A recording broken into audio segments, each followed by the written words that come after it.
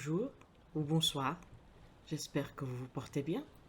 Aujourd'hui, nous allons découvrir ensemble une nouvelle enquête de Poirot et Hastings. L'histoire s'intitule La boîte de chocolat. Miam miam. Ce soir-là, il faisait un temps épouvantable. Dehors, le vent mugissait violemment et une pluie battante s'écrasait contre les vitres. Poirot et moi étions assis face à la cheminée, les jambes étendues, devant les flammes dansantes. Entre nous se trouvait une petite table, sur laquelle était posé, de mon côté, un verre de grog, soigneusement préparé. Du côté de Poirot, une tasse de chocolat, épais et sirupeux, que je n'aurais pas bu pour un empire. Poirot avala une gorgée de ce breuvage écœurant et reposa la tasse en porcelaine rose avec un soupir d'aise. « Que la vie est belle, murmura-t-il. « Oui, bien agréable. Moi, j'ai un emploi, et un emploi qui me plaît, et vous, vous avez la célébrité. »« Oh, mon ami, protesta Poirot modestement. C'est pourtant vrai, et vous l'avez mérité. Quand je pense à tous les succès que vous avez derrière vous, je n'en reviens pas. J'imagine que vous ne savez pas ce qu'est l'échec. Il n'est pas d'homme sensé qui puisse se vanter d'une chose pareille. Non, mais sérieusement, avez-vous jamais échoué dans vos enquêtes? Un nombre incalculable de fois, mon ami. Qu'est-ce que vous croyez? On ne peut pas toujours avoir la chance de son côté. Il est arrivé qu'on m'appelle trop tard. Très souvent aussi, un enquêteur dont l'objectif était le même l'a atteint avant moi. Enfin, à 2 reprises, je suis tombé malade juste au moment où j'allais réussir. Il faut accepter les hauts et les bas, mon ami. Ce n'est pas ce que je voulais dire. Ma question était celle-ci. Avez-vous jamais essuyé un échec dans une enquête par votre propre faute? Ah, je comprends. Vous voulez savoir s'il m'est arrivé de me ridiculiser. Une fois, mon ami, une expression pensive et amusée apparut sur le visage de Poirot. Oui, une fois je me suis ridiculisé. Il se redressa vivement dans son fauteuil. Je sais, mon ami, que vous tenez à jour un registre de mes petits succès. Eh bien, vous ajouterez une pièce à votre collection. L'histoire d'un échec. Il se pencha pour remettre une bûche dans l'âtre. Puis, après s'être soigneusement essuyé les mains sur le petit chiffon pendu à un clou près de la cheminée, il se réinstalla confortablement dans son fauteuil et commença son récit. « Ce que je vais vous raconter, annonça-t-il, s'est passé en Belgique il y a bien des années. C'était à l'époque de la terrible querelle en France entre l'Église et l'État. Monsieur Paul Desrouleaux était un député français très en vue. Tout le monde savait qu'un portefeuille de ministre l'attendait. C'était un des plus féroces adversaires du catholicisme, et il ne faisait pas de doute qu'à son accession au pouvoir, il aurait à faire face à de violentes inimitiés. C'était un singulier personnage. S'il ne buvait, ne fumait, il avait en revanche un comportement beaucoup moins ascétique dans d'autres domaines. Vous comprenez, Hastings, quel était son péché mignon? Les femmes, toujours les femmes. Quelques années auparavant, il avait épousé une jeune bruxelloise qui lui avait apporté une dot appréciable. Cet argent le servit sans aucun doute dans sa carrière. Sa propre famille n'était pas riche, bien qu'il eût le droit, s'il le désirait, de porter le titre de baron. Aucun enfant ne naquit de cette union. Et 2 ans plus tard, sa femme mourut d'une chute dans l'escalier. Parmi les biens qu'elle lui léguait, se trouvait une maison cossue sur l'avenue Louise, à Bruxelles. C'est là que lui-même mourut brusquement, au moment même de la démission du ministre dont il devait prendre la place. Les journaux donnèrent un compte-rendu détaillé de sa carrière. Quant à sa mort, survenue de façon soudaine un soir après dîner, on l'attribua à une crise cardiaque. À cette époque, mon ami, j'étais, comme vous le savez, inspecteur de la police belge. La mort de M. Paul Desrouleaux ne m'affecta pas particulièrement. Je suis, comme vous le savez aussi, un bon catholique, et pour moi, son décès était plutôt un événement opportun. Ce fut 3 jours plus tard, alors que mes vacances venaient de commencer, que je reçus à mon appartement la visite d'une jeune femme, au visage dissimulé par un voile de deuil, mais manifestement très jeune. Je pressentis aussitôt que c'était une jeune fille tout à fait comme il faut. « Vous êtes bien monsieur Hercule Poirot ?» me demanda-t-elle d'une voix douce. Je m'inclinai. « Des services de police ?» Je m'inclinai de nouveau. « Asseyez-vous, je vous en prie, mademoiselle. » Elle accepta le fauteuil que je lui présentai et releva son voile. Elle avait un visage charmant, bien que ravagé par des larmes et exprimant une sorte d'angoisse poignante. « Monsieur, me dit-elle, je sais que vous êtes en vacances en ce moment. Aussi, pouvez-vous accepter de mener une enquête à titre privé? Comme vous l'avez compris, je ne tiens pas à faire appel officiellement à la police. » Je secouai la tête. « Je crains que ce que vous me demandez ne soit impossible, mademoiselle. Bien qu'étant en vacances, je fais tout de même partie de la police. » Elle se pencha en avant. « Écoutez, monsieur, tout ce que je vous demande, c'est de mener une enquête. Vous serez parfaitement libre de faire part de vos conclusions à la police. En fait, si ce que je soupçonne est vrai, nous aurons besoin de la machine judiciaire. » Cela plaçait la question sous un autre jour, et je me mis à la disposition de cette jeune personne sans plus hésiter. Ses joues reprirent un peu de couleur. « Je vous remercie, monsieur, me dit-elle. C'est sur la mort de monsieur Paul Déroulard que je vous demande d'enquêter. »« Comment ?» m'exclamai-je surpris. « Monsieur, je n'ai aucune preuve, rien d'autre que mon intuition féminine, mais je suis convaincu, vous entendez, que monsieur Déroulard n'est pas mort de mort naturelle. Mais voyons, les médecins peuvent se tromper. Il était si fort, si robuste. Ah, monsieur Poirot, je vous supplie de m'aider. La pauvre enfant était dans tous ses états. Elle se serait presque mise à genoux. Je l'apaisai de mon mieux. Je vous aiderai, mademoiselle. Je suis certain que vos craintes sont sans fondement. Mais nous verrons bien. Tout d'abord, je vais vous demander de me dire qui sont les autres habitants de la maison. Il y a les domestiques, bien sûr, Jeannette, Félicie et Denise, la cuisinière. Elle y est depuis des années. Les autres sont de simples filles de la campagne. Il y a aussi François, mais lui aussi est un vieux et fidèle serviteur. Il y a aussi la mère de M. Déroulard, qui vivait encore avec lui, et moi-même. Mon nom est Virginie Ménard. Je suis une parente pauvre, une cousine de feu Madame Déroulard, la femme de M. Paul, et je vis sous leur toit depuis 3 ans. Voilà tous les membres de la maisonnée. Il y avait aussi 2 invités qui étaient là pour quelques jours.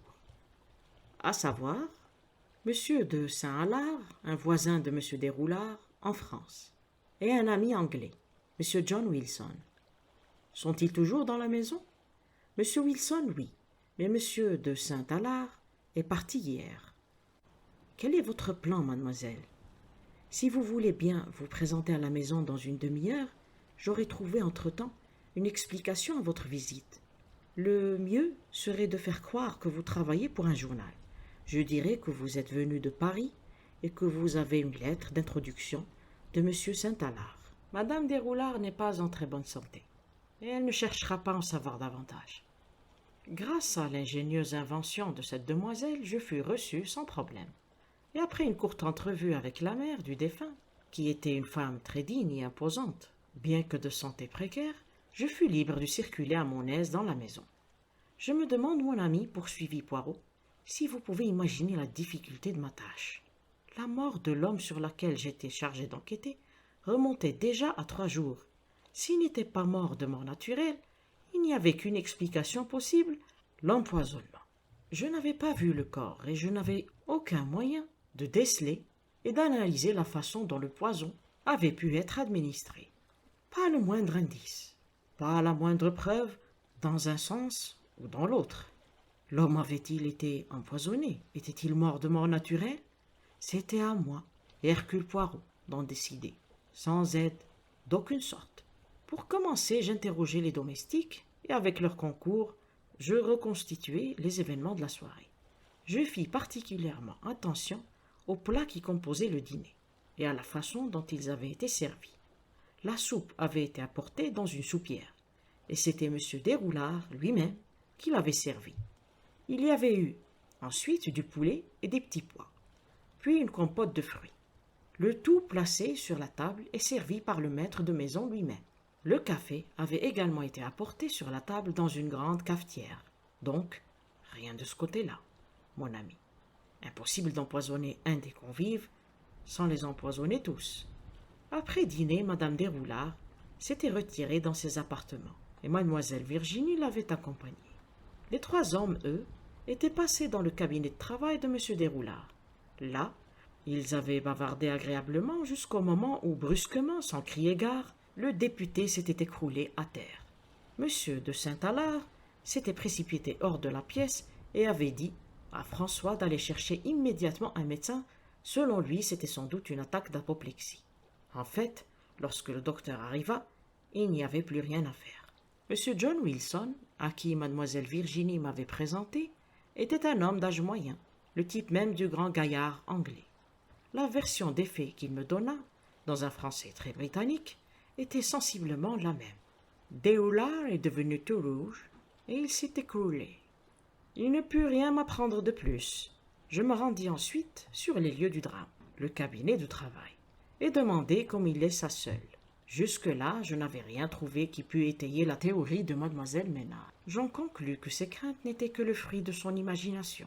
Manifestement, elle nourrissait pour M. Déroulard une passion romanesque, et c'était ce qui l'avait empêché de juger les faits objectivement. Néanmoins, je fouillai le cabinet de travail avec un soin méticuleux. Il était possible qu'une seringue hypodermique eût été placée dans le fauteuil de Déroulard, de façon à lui injecter une dose mortelle de poison. La minuscule piqûre qu'elle aurait causée serait vraisemblablement passée inaperçue. Mais je ne découvris aucun indice pour confirmer cette théorie. En désespoir de cause, je me laissai tomber dans le fauteuil en m'écriant « J'abandonne, pas la moindre piste, tout est parfaitement normal. » À ce moment-là, mes yeux tombèrent sur une grande boîte de chocolat, posée sur une table, à proximité du fauteuil, et mon cœur bondit dans ma poitrine. Cela n'avait peut-être rien à voir avec la mort de M. Déroulard, mais voilà du moins quelque chose qui n'était pas normal. Je soulevai le couvercle. La boîte était pleine, absolument intacte. Il n'y manquait pas un chocolat, mais c'est justement ce qui rendait le détail, que j'avais remarqué, d'autant plus bizarre. Car, voyez-vous Hastings, alors que la boîte était rose, le couvercle était bleu. On voit souvent un ruban bleu sur une boîte rose, et vice-versa, mais une boîte d'une couleur et le couvercle de l'autre, non. Vraiment, cela ne se voit jamais. Je ne savais pas encore en quoi cette anomalie pouvait m'être utile, mais je décidai d'en chercher l'explication. Je sonnai François et lui demandai si son maître aimait les douceurs. Un sourire mélancolique se dessina sur ses lèvres. Il les adorait, monsieur. Il avait toujours une boîte de chocolat dans la maison. Il ne buvait jamais et ne prenait jamais de digestif, vous comprenez. Pourtant, cette boîte est intacte, lui fis-je remarquer en soulevant le couvercle. Je vous demande pardon, monsieur, mais cette boîte a été achetée le jour de sa mort, l'autre étant presque finie. Quelqu'un a donc fini l'autre en ce jour-là, demandai-je. Oui, monsieur, je l'ai trouvé vide le lendemain matin et je l'ai jeté. Monsieur Déroulard mangeait-il des douceurs à n'importe quelle heure? En principe seulement après le dîner, monsieur. Je commençais à entrevoir une lueur. François, êtes-vous capable de discrétion? Demandai-je au valet. S'il le faut, monsieur.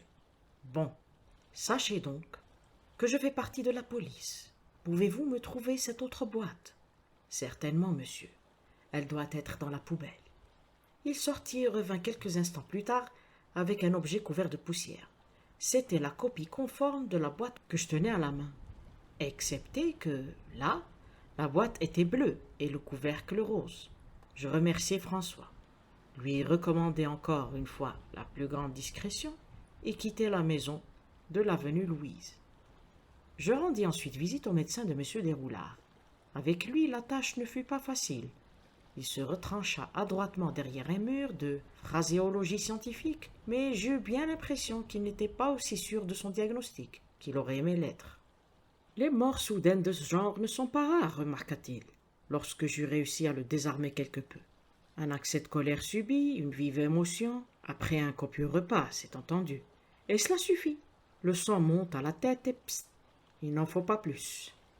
Mais M. Déroulard n'avait pas eu d'émotion vive. Non, il me semble bien qu'il avait eu une violente altercation avec M. Saint-Alard. À quel sujet? C'est évident, déclara le médecin en haussant les épaules. Monsieur de Saint-Alard n'est-il pas un catholique fanatique? Cette question des rapports de l'Église et de l'État était la pierre d'achoppement dans leur amitié. Il ne se passait pas de jour sans qu'ils se disputent. Aux yeux de monsieur de Saint-Alard, Déroulard était quasiment la préfiguration de l'Antéchrist. Cette révélation était inattendue et elle me donna matière à réflexion. Une dernière question, docteur. Est-il possible d'introduire une dose mortelle de poison dans un chocolat? Oui, je pense que c'est possible, répondit le médecin. Une minuscule gouttelette d'acide prussique pur suffirait, dans la mesure où elle ne risque pas de s'évaporer, et l'on peut à la rigueur l'avaler sans s'en rendre compte. Mais cette solution me paraît peu vraisemblable. En revanche, un chocolat plein de morphine et de strychnine, le médecin fit une grimace. Vous comprenez, monsieur Poirot, il suffirait d'une bouchée. Si la personne ne se méfie pas, c'est facile. Merci, docteur. Je pris congé, après quoi j'allai interroger quelques pharmaciens, en particulier ceux des environs, de l'avenue Louise. C'est pratique d'être dans la police. J'obtins tous les renseignements que je désirais sans le moindre problème. Un seul d'entre eux déclara avoir vendu un médicament toxique à quelqu'un de la maison. Il s'agissait d'un collyre au sulfate d'atropine, pour madame Desroulards.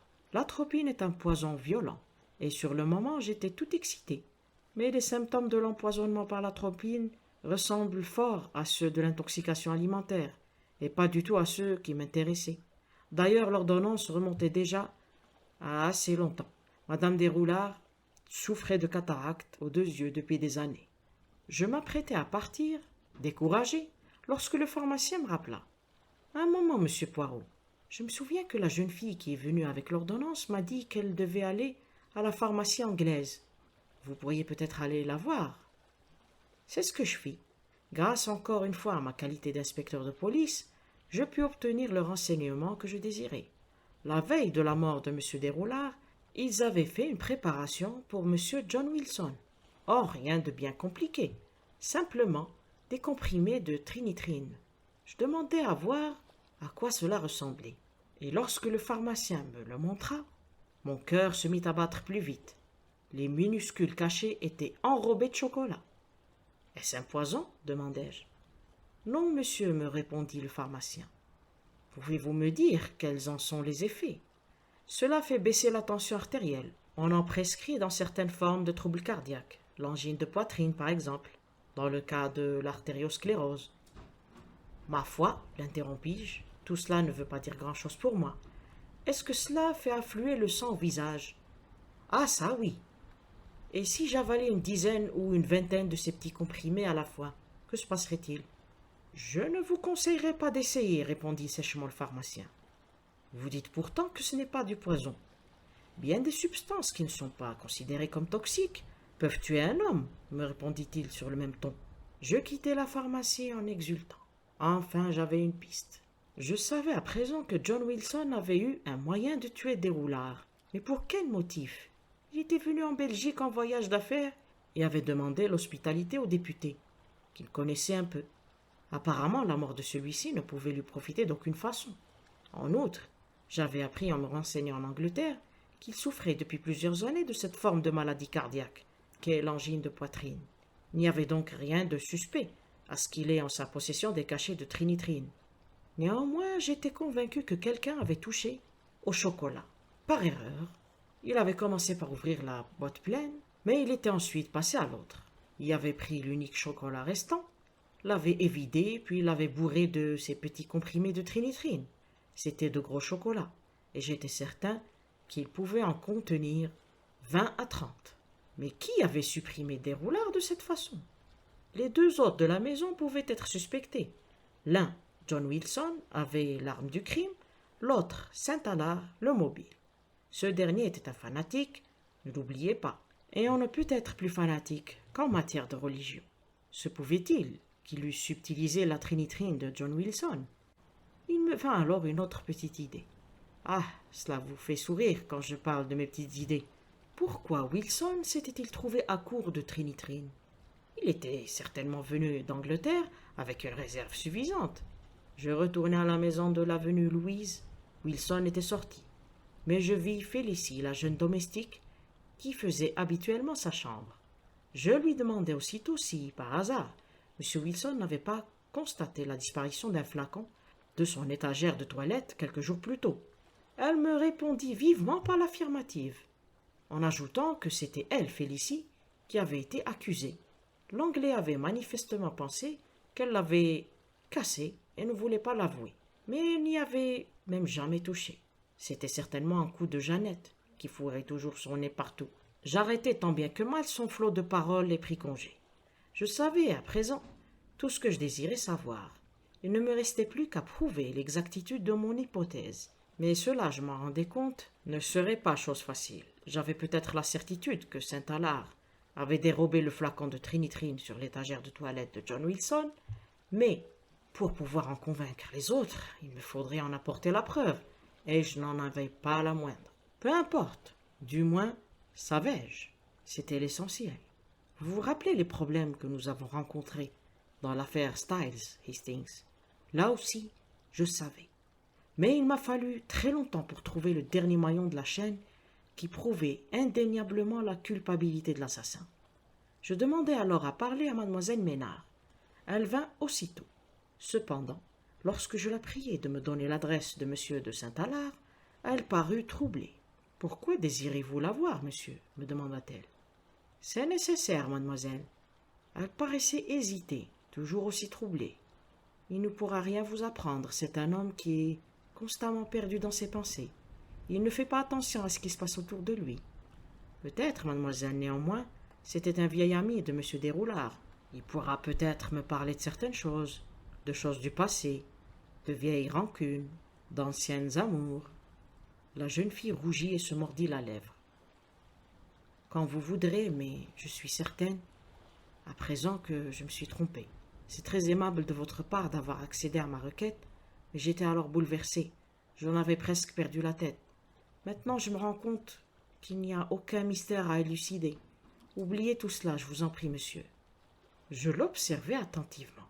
« Mademoiselle, lui dis-je alors, il est parfois difficile pour un chien de découvrir une piste, mais lorsqu'il en a flairé une, rien ne pourra la lui faire abandonner, du moins si c'est un fin limier. Or, moi, Hercule Poirot, je me considère comme un très fin limier. » Sans un mot, elle s'éloigna et revint quelques instants plus tard avec l'adresse écrite sur une feuille de papier. Lorsque je quittai la maison, je trouvai François qui m'attendait à l'extérieur. Il me regarda d'un air anxieux. « Il n'y a rien de nouveau, monsieur ?»« Pas encore, mon ami. »« Ah, pauvre monsieur Desroulard, soupira-t-il. Moi aussi je partageais ses idées. Je pense pas beaucoup de bien de ces prêtres. Je me garderai bien cependant de le dire ici. Les femmes sont toutes des bigotes. Remarquez, ce n'est peut-être pas plus mal. Madame est très pieuse, et mademoiselle Virginie aussi. » Mademoiselle Virginie? Très pieuse? En revoyant son visage ravagé par les larmes le jour où elle était venue me trouver, je me posai la question. Ayant obtenu l'adresse de monsieur de Saint-Alard, je ne perdis pas de temps. Une fois arrivé aux environs de son château, dans les Ardennes, il me fallut cependant quelques jours pour trouver un moyen de pénétrer dans la place. Je finis par en trouver un. Vous ne devinerez jamais comment, en me faisant passer pour un plombier. Il ne me fallut que quelques minutes pour provoquer une jolie fuite de gaz dans sa chambre à coucher. Je repartis chercher mes outils et fis en sorte de retourner là-bas à une heure où j'étais certain d'avoir pratiquement le champ libre. Je ne savais pas très bien ce que je cherchais. La seule pièce à conviction qui m'intéressa, je doutais fort d'avoir la moindre chance de tomber dessus. Saint-Alard n'aurait pas pris le risque de la garder. Pourtant, lorsque je trouvai la petite armoire de toilette de sa salle de bain, fermée à clé, je ne pus résister à la tentation de jeter un coup d'œil à l'intérieur. La serrure était très facile à crocheter, et en quelques secondes, j'avais ouvert l'armoire de toilette. Elle était pleine de vieux flacons. Je les ai pris un à un, d'une main tremblante, et soudain je poussai un cri de triomphe. Figurez-vous, mon ami, que je tenais dans ma main une petite fiole portant l'étiquette d'une pharmacie anglaise sur laquelle était écrit « Comprimé de trinitrine. En prendre un quand c'est nécessaire. Monsieur John Wilson. » Je contins mon émoi, refermai la petite boîte, glissai le flacon dans ma poche et continuai de réparer la fuite de gaz. Faut être méthodique. Puis je quittai le château et repartis pour mon pays par le train suivant. J'arrivai à Bruxelles en fin de soirée. Le lendemain matin, j'étais occupé à rédiger un rapport pour le préfet, lorsqu'on m'apporta un mot. Il venait de la vieille madame Desroulard, qui me demandait de me présenter à l'avenue Louise le plus tôt possible. Ce fut François qui m'ouvrit. « Madame la baronne vous attend, me dit-il. » Il me conduisit aux appartements de la vieille dame, qui trônait dans un grand fauteuil. Mademoiselle Virginie n'était pas là. « Monsieur Poirot, me dit madame Desroulard, je viens de découvrir votre véritable identité. En réalité, vous êtes inspecteur de police. » « C'est exact, madame. » Et vous êtes venue ici pour enquêter sur les circonstances de la mort de mon fils. C'est exact, madame, répondis-je à nouveau. Je serais heureuse que vous me disiez où vous en êtes. J'hésitais à répondre. Auparavant, j'aimerais pour ma part savoir qui vous a mis au courant, madame. Quelqu'un qui s'est retiré de ce monde. Ces paroles et le ton lugubre sur lequel elle les avait prononcées me firent frissonner, et pendant un moment je fus incapable de parler. C'est pourquoi, monsieur, je vous prie instamment de me dire exactement où en est votre enquête, poursuivit-elle. Elle est terminée, madame. Mon fils a été délibérément tué. Vous savez par qui? Oui, madame. Qui donc? Monsieur de Saint-Alard. La vieille dame secoua la tête. Vous vous trompez. Monsieur de Saint-Alard est incapable d'un tel crime. J'ai les preuves en main. À nouveau, je vous prie de tout me dire. Cette fois, je m'exécutai, lui relatant les différentes démarches qui m'avaient conduit à la découverte de la vérité. Elle m'écouta attentivement et, lorsque j'eus terminé, elle hocha la tête. Oui, oui, tout s'est passé comme vous le dites, mais vous vous êtes trompé sur un point. Ce n'est pas monsieur de Saint-Alard qui a tué mon fils, c'est moi, sa mère. Je la regardai d'un air ébahi, tandis qu'elle continuait de hocher doucement la tête. C'est une bonne chose que je vous ai demandé de venir, et c'est la providence divine qui a voulu que Virginie me dise, avant d'aller au couvent, ce qu'elle avait fait.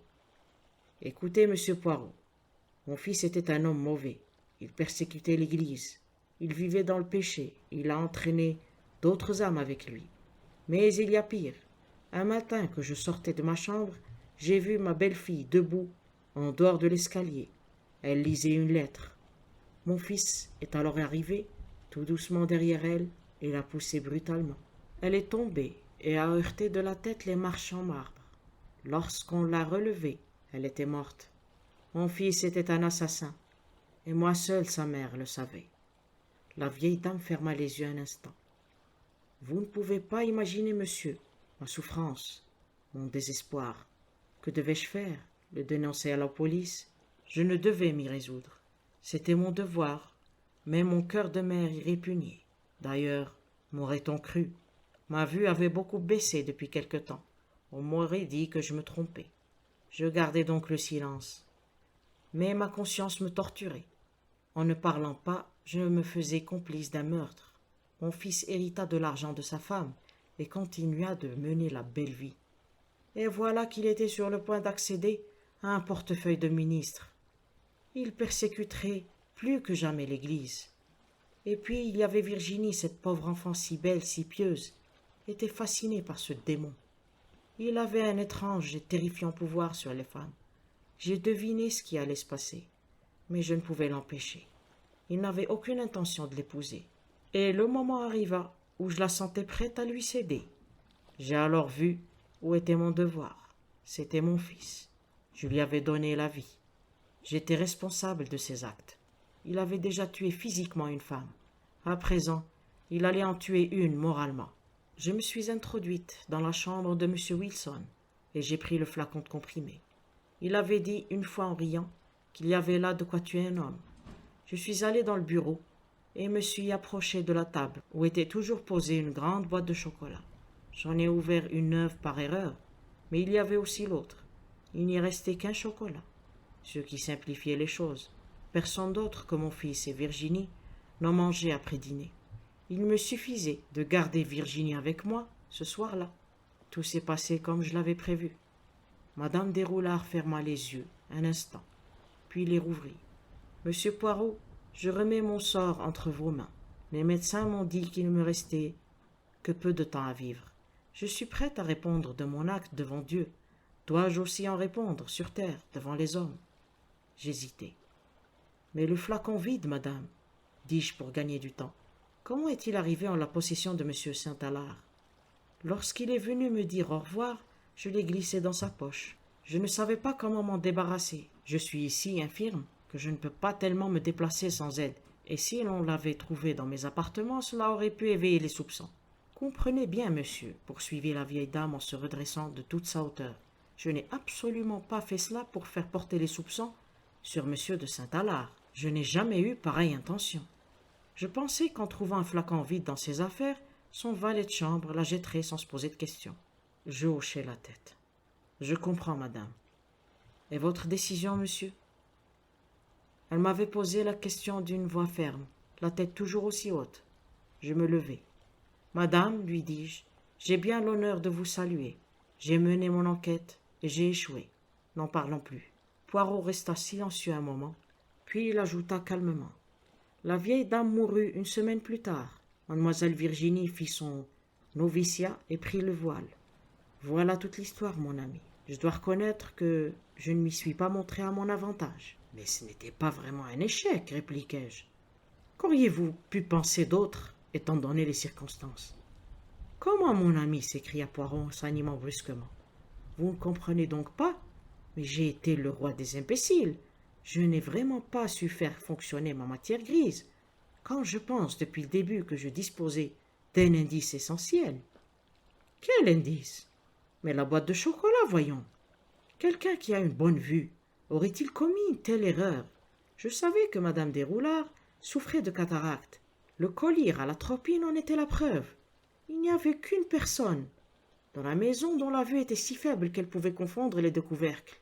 C'est la boîte de chocolat qui m'a mise sur la piste, et pourtant, à aucun moment je n'ai saisi la véritable signification de l'interversion des couvercles. J'ai aussi manqué de psychologie. Si M. de Saint-Alard avait été l'assassin, il n'aurait jamais gardé la pièce à conviction que constituait le flacon vide. Le fait que je l'ai trouvé dans ses affaires était justement une preuve de son innocence. Je savais déjà, par mademoiselle Virginie, que c'était un homme distrait. Oui, c'est vraiment une triste affaire que je vous ai racontée là. D'ailleurs, vous êtes le seul à qui j'en ai parlé. Vous comprenez, je ne m'y suis pas montré bien brillant. Une vieille dame commet un meurtre d'une façon si adroite et si simple que moi, Hercule Poirot, je me laisse complètement berner. Sapristi, c'est inimaginable. Oubliez cette histoire, ou plutôt, non, souvenez-vous-en. Et si à un moment donné vous trouvez que je deviens trop infatué de ma personne, c'est peu vraisemblable, mais cela pourrait arriver. Je dissimulai un sourire. Eh bien, mon ami, reprit Poirot, dites-moi simplement, la boîte de chocolat, c'est entendu? Marche est conclu. Après tout, reprit Poirot d'un air pensif, ce fut une sacrée expérience. Moi qui ai incontestablement l'esprit le plus brillant d'Europe, je pouvais me permettre d'être magnanime. La boîte de chocolat, murmurai-je avec douceur. Pardon, mon ami? Je regardais le visage innocent de Poirot tandis qu'il se penchait en avant pour mieux entendre, et je fus pris de remords. Il m'avait souvent fait souffrir, mais moi aussi. Bien que ne possédant pas l'esprit le plus brillant d'Europe, je pouvais me permettre de me montrer magnanime. Oh, rien, rien, dis-je avant d'allumer une autre pipe en souriant intérieurement. Fin. Le mystère de Market Basing. Au fond, rien ne vaut la campagne, dit l'inspecteur Japp, en inspirant et expirant profondément dans les règles de l'art. N'êtes-vous pas de cet avis? Poirot et moi approuvâmes avec chaleur. C'était l'inspecteur de Scotland Yard qui avait suggéré que nous allions tous les trois passer le week-end à la campagne, dans la petite bourgade de Market Basing. À ces moments de loisir, Japp était un fervent botaniste, et il discourait longuement sur de minuscules fleurs dotées d'un nom latin interminable, qu'il prononçait d'une façon étrange, avec un enthousiasme encore plus débordant que celui avec lequel il menait ses enquêtes. Là-bas, personne ne nous connaît, et nous ne connaissons personne, nous avait-il expliqué. C'est l'intérêt de cet endroit. Ce n'était pas tout à fait le cas cependant, car il se trouvait que l'agent de police local avait été muté d'un village situé à 25 kilomètres de là, où une affaire d'empoisonnement à l'arsenic l'avait amené à faire la connaissance de notre ami de Scotland Yard. Toutefois, le fait qu'il eût reconnu le grand homme ne fit qu'accroître le sentiment de bien-être de Japp.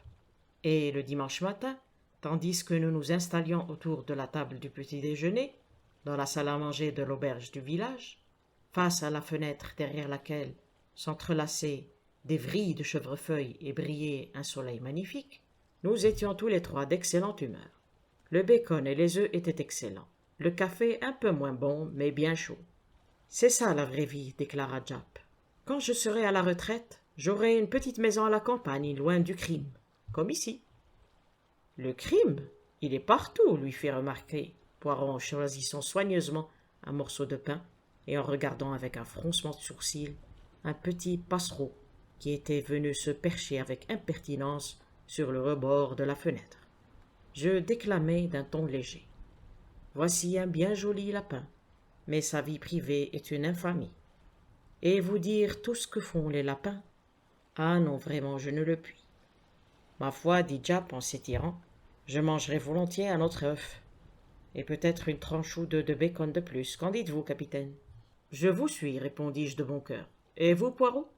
Poirot secoua la tête. Il ne faut pas se remplir l'estomac au point que le cerveau refuse de fonctionner, dit-il d'un ton pontifiant. Eh bien, je prends le risque de remplir le mien un peu plus, rétorqua Japp en riant. Il est de bonne taille, d'ailleurs. Vous prenez vous-même de l'embonpoint, mon cher Poirot. Mademoiselle, 2 assiettes de au bacon, s'il vous plaît. Au moment même où Japp passait sa commande, une silhouette imposante apparut dans l'encadrement de la porte. C'était le sergent Pollard. « J'espère que vous ne m'en voudrez pas de venir déranger l'inspecteur, messieurs, mais j'aimerais bien avoir son avis. »« Je suis en vacances, répliqua vivement Japp. Ne me faites pas travailler. »« De quoi s'agit-il ?»« C'est le locataire du manoir de Lee. Il s'est tiré une balle dans la tête. »« Ce sont des choses qui arrivent, » commenta Japp d'un ton léger. « Des dettes ou une femme, je suppose. »« Désolé de ne pas pouvoir vous aider, Pollard. »« L'ennui, » reprit le sergent, « c'est qu'il ne peut pas s'être tiré cette balle lui-même. En tout cas, c'est ce que dit le docteur Giles. » Japp reposa sa tasse. « Et il ne peut pas s'être tiré la balle lui-même. Que voulez-vous dire ?»« C'est le docteur Giles qui dit ça, » répéta Pollard. « Il affirme que c'est absolument impossible. Il n'y comprend rien. La porte étant verrouillée de l'intérieur et la fenêtre fermée. Mais il maintient que la victime ne pouvait pas sauter la vie elle-même. Cela suffit à nous décider. Nous annulâmes notre commande d'œufs au bacon et quelques minutes plus tard, nous nous dirigions au pas de course vers le manoir de Lee, tandis que Japp questionnait le sergent avec intérêt. La victime s'appelait Walter Prothero. C'était un homme d'une 50aine d'années qui vivait un peu en reclus. Il était venu s'installer à Market Basing 8 ans plus tôt et avait loué le manoir de Lee, une vieille bâtisse qui tombait en ruine. Il n'en occupait qu'une petite partie et était servi par une gouvernante qu'il avait amenée avec lui. Celle-ci s'appelait Miss Clegg. C'était une femme très digne, dont on pensait le plus grand bien dans le village. Depuis quelques jours, M. Prothero avait des invités, un certain M. Parker et son épouse, de Londres. Ce matin-là, n'obtenant pas de réponse, lorsqu'elle était allée appeler son maître, et trouvant la porte fermée à clé, Miss Clegg s'était inquiétée et avait téléphoné à la police et au docteur. Le sergent Pollard et le docteur Giles étaient arrivés sur les lieux en même temps. Grâce à leurs efforts conjugués, ils avaient réussi à enfoncer la porte en chaîne de la chambre. M. Prothero gisait à terre, une balle dans la tête, un pistolet dans la main droite. Tout cela avait l'air de ce que ça avait l'air. Toutefois, après avoir examiné le corps, le docteur Giles avait pris un air perplexe, et il avait finalement entraîné le sergent à l'écart pour lui faire part de ses doutes.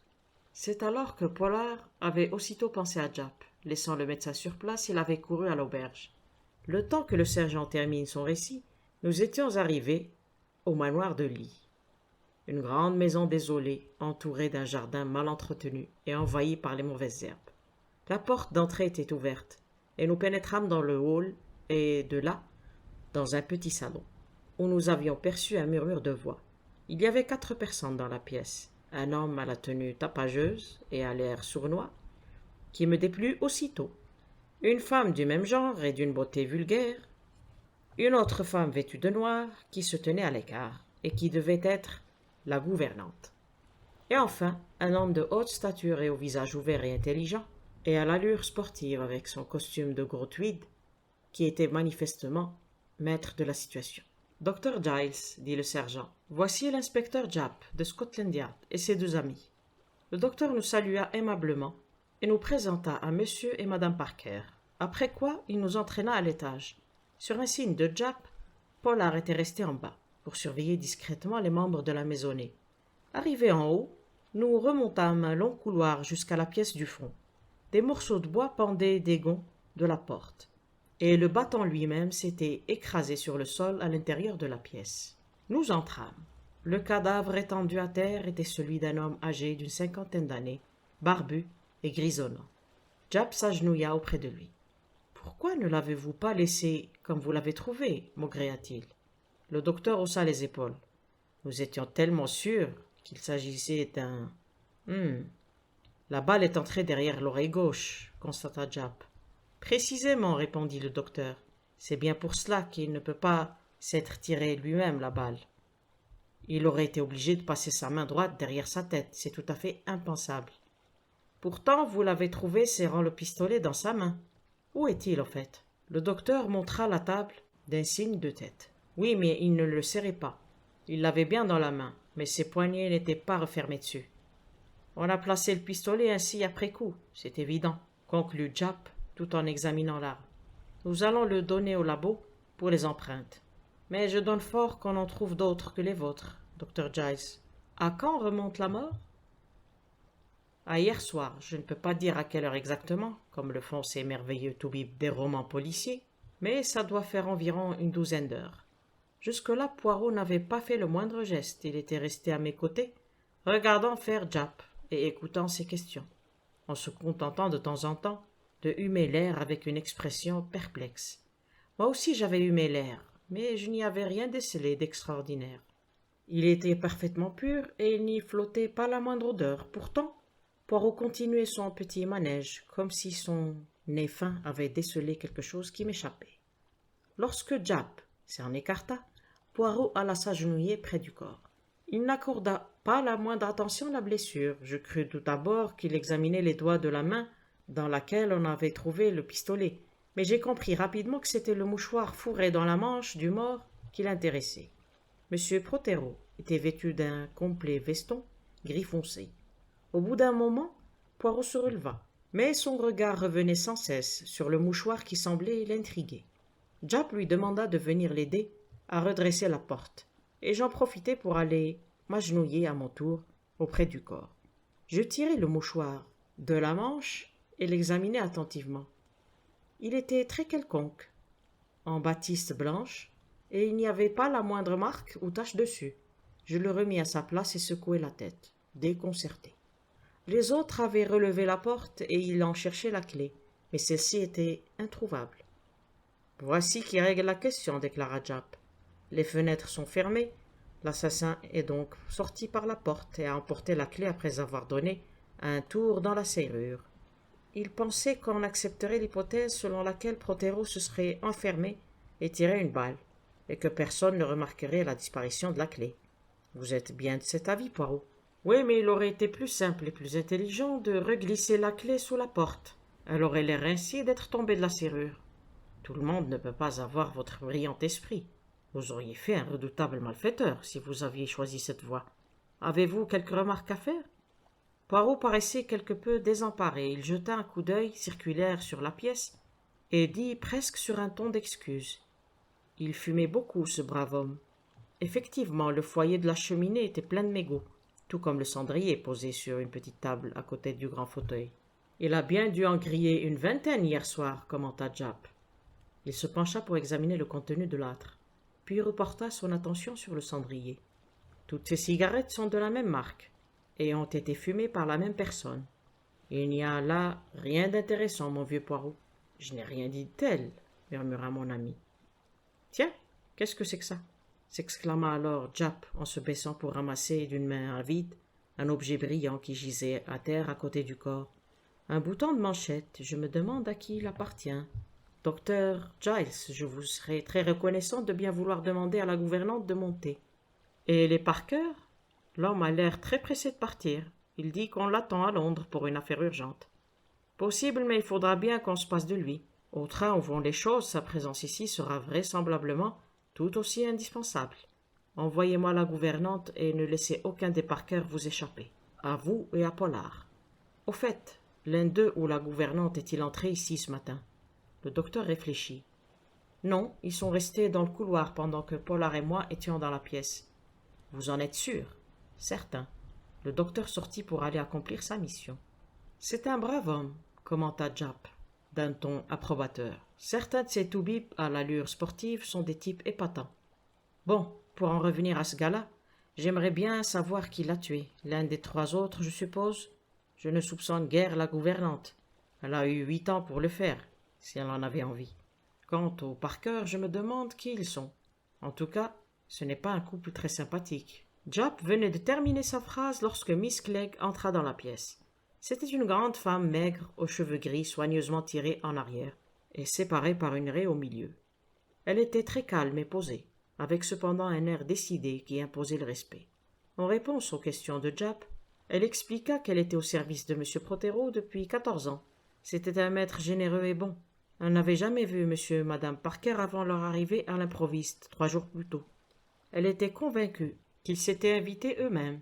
En tout cas, son maître n'avait pas paru ravi de les voir. Le bouton de manchette que Jap lui montra n'appartenait pas à M. Prothero. Elle en était certaine.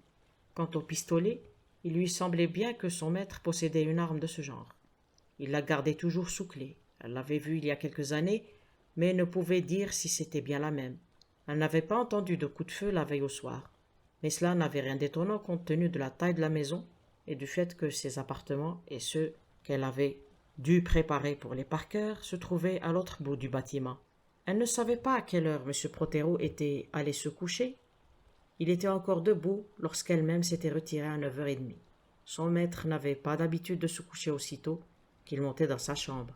Le plus souvent, il passait la moitié de la nuit dans un fauteuil à lire et à fumer. C'était un grand fumeur.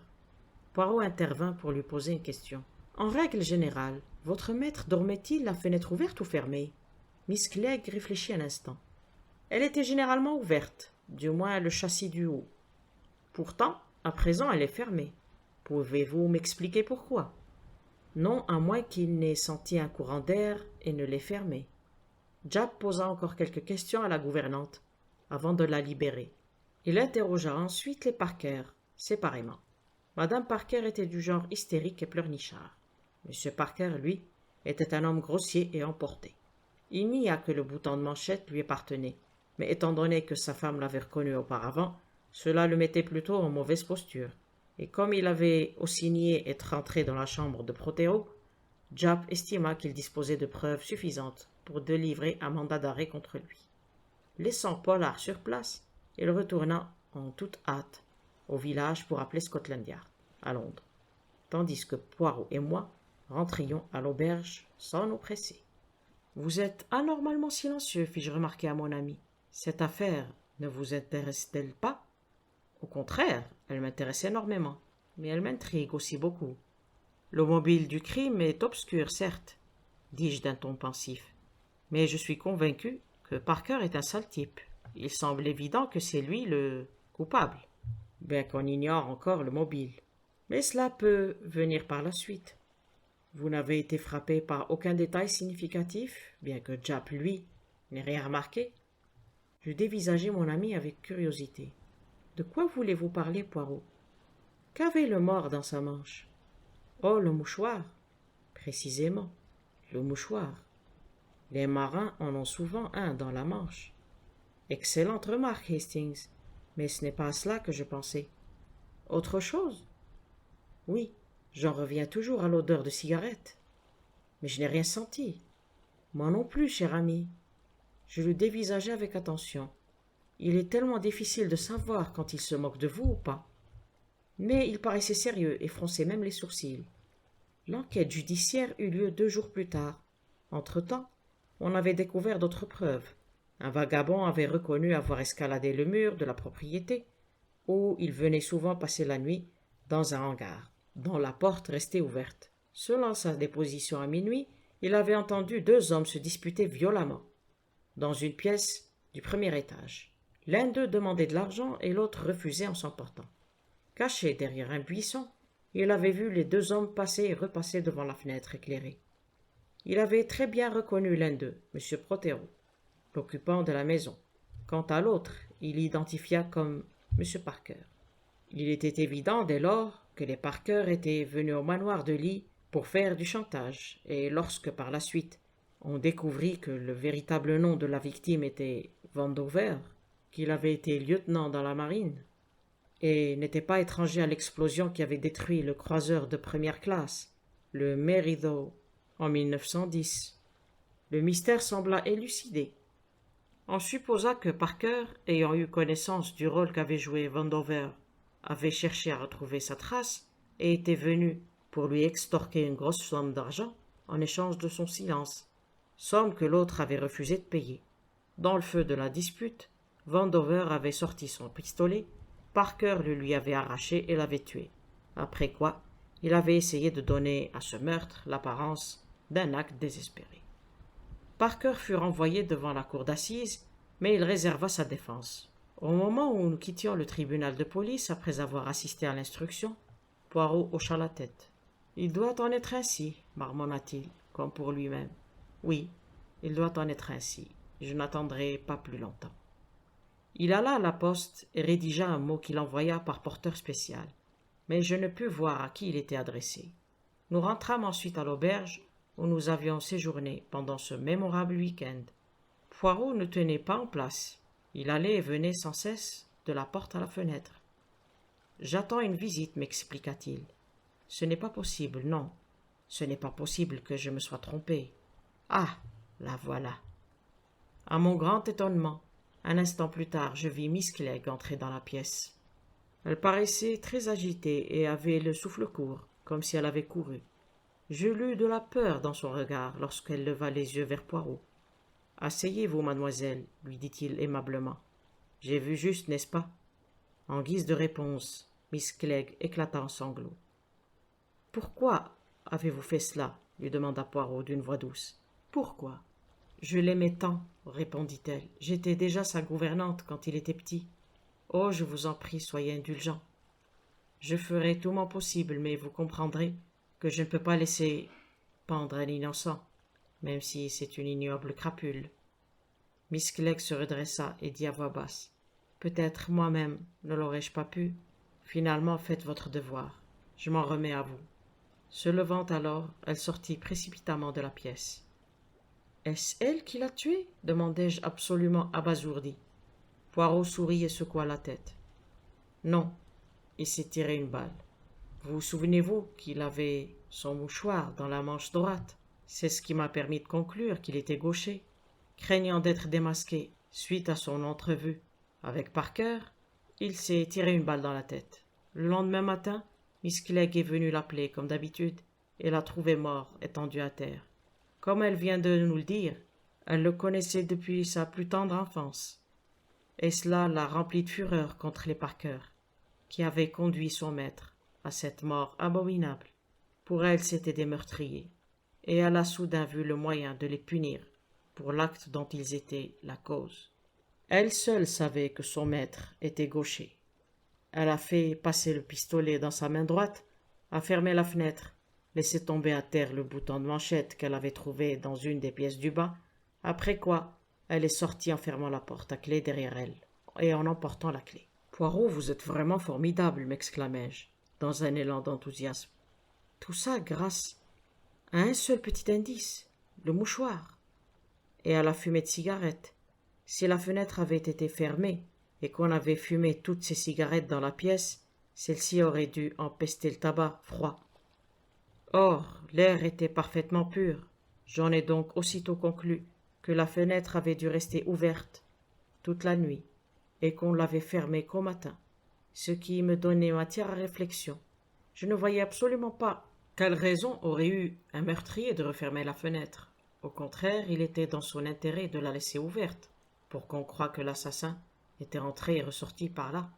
Si l'hypothèse que l'homme s'était ôté la vie n'était pas retenue, et le témoignage du vagabond, lorsque je l'ai entendu, n'a fait que confirmer mes soupçons. Il n'aurait jamais pu surprendre cette conversation entre les deux hommes si la fenêtre n'avait pas été ouverte. « Splendide !» m'écriai-je avec chaleur. « Et à présent, que diriez-vous d'une bonne tasse de thé ?» « C'est bien là le langage d'un Anglais, » soupira Poirot. « Je suppose que je n'ai aucune chance d'obtenir un verre de sirop. » Fin.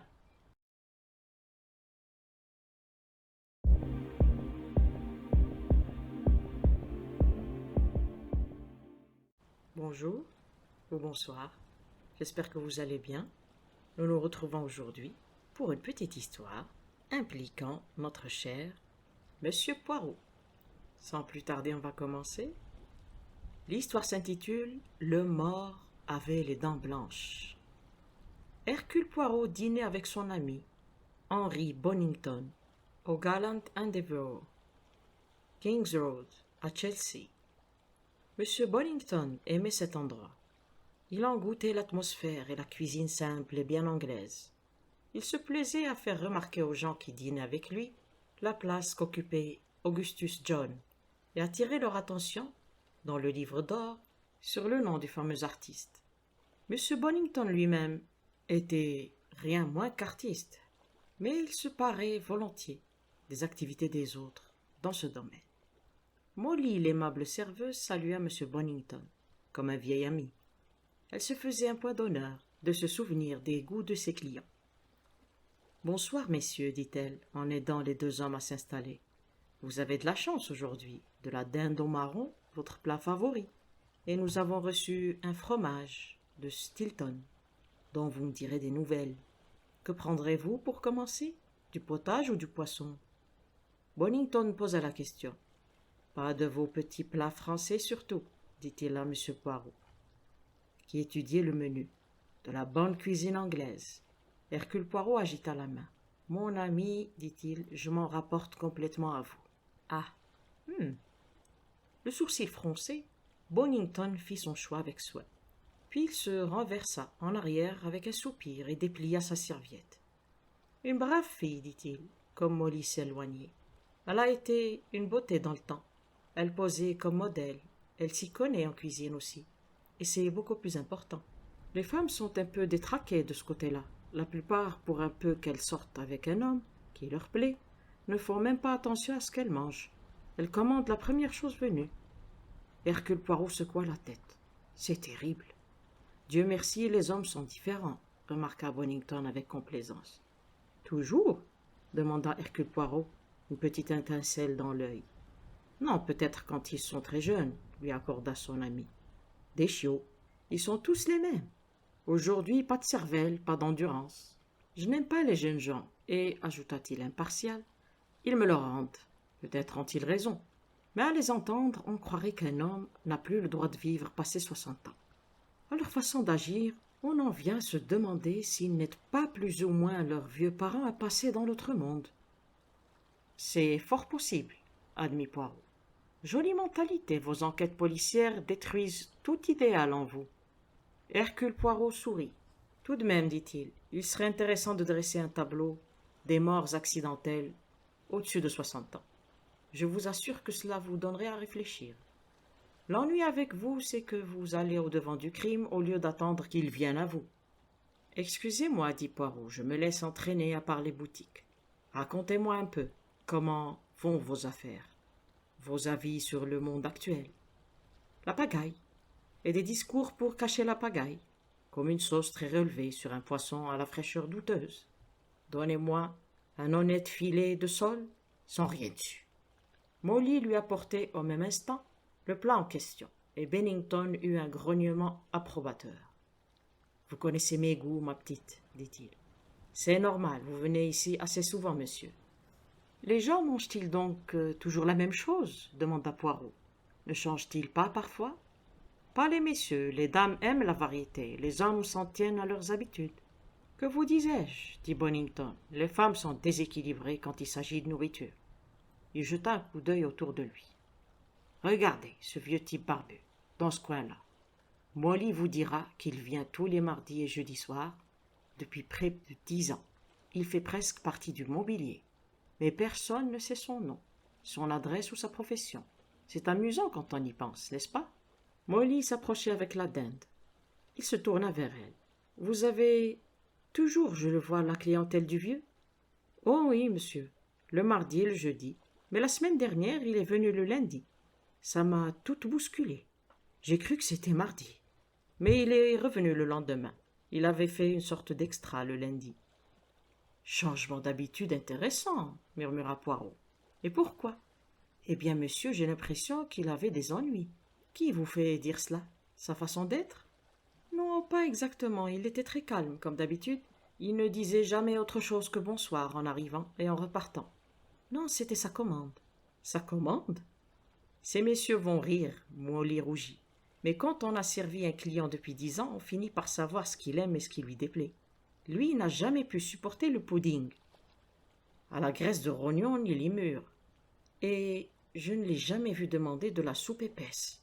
Eh bien, lundi, il a commandé de la soupe à la tomate, du beefsteak, du pudding au rognon et de la tarte aux mûres. On aurait dit qu'il ne savait même pas ce qu'il demandait. Je trouve cela de plus en plus intéressant, déclara Poirot. Molly lui adressa un regard reconnaissant et s'éloigna. Alors, Poirot, dit Bonington, avec un gloussement, quelles sont vos déductions? Je préfère vous entendre d'abord. Que je fasse, mon petit Watson? Soit. Le vieux a été voir un médecin qui a changé son régime. Un menu pareil, impossible pour un médecin. Un médecin ferait n'importe quoi, mon vieux.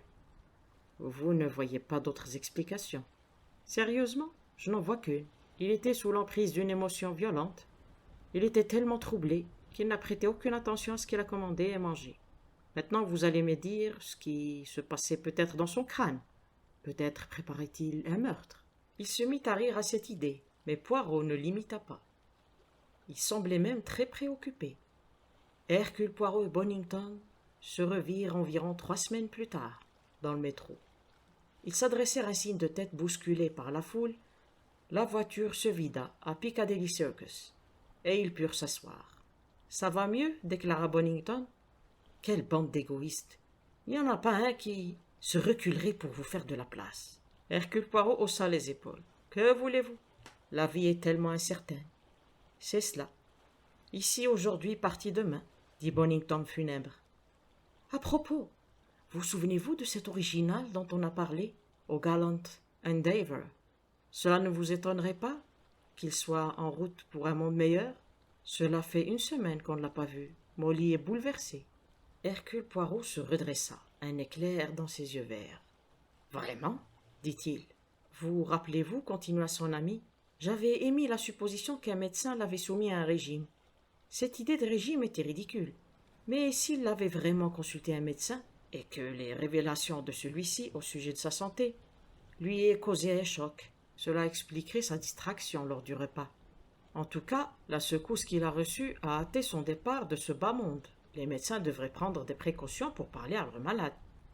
Ils le font généralement, dit Poirot. Voilà ma station. Au revoir. Quand je pense que nous ignorons toujours qui était ce vieux type. Drôle de pays. Il se hâta vers la sortie. Les sourcils froncés, Hercule Poirot ne semblait rien trouver de drôle aux choses qui l'entouraient. Rentré chez lui, il donna quelques instructions à Georges, son fidèle valet. Hercule Poirot suivait du doigt une liste de noms, ceux relatifs au décès d'une certaine région. Il s'arrêta soudain. Henri Gascogne, 69 ans. Je peux commencer par lui. Un peu plus tard dans la même journée, le détective était assis dans le salon de consultation du docteur McAndrew, dans King's Road. Le médecin, un Écossais roux de haute taille, avait un visage intelligent. « Gascogne » dit-il. « Oui, c'est exact.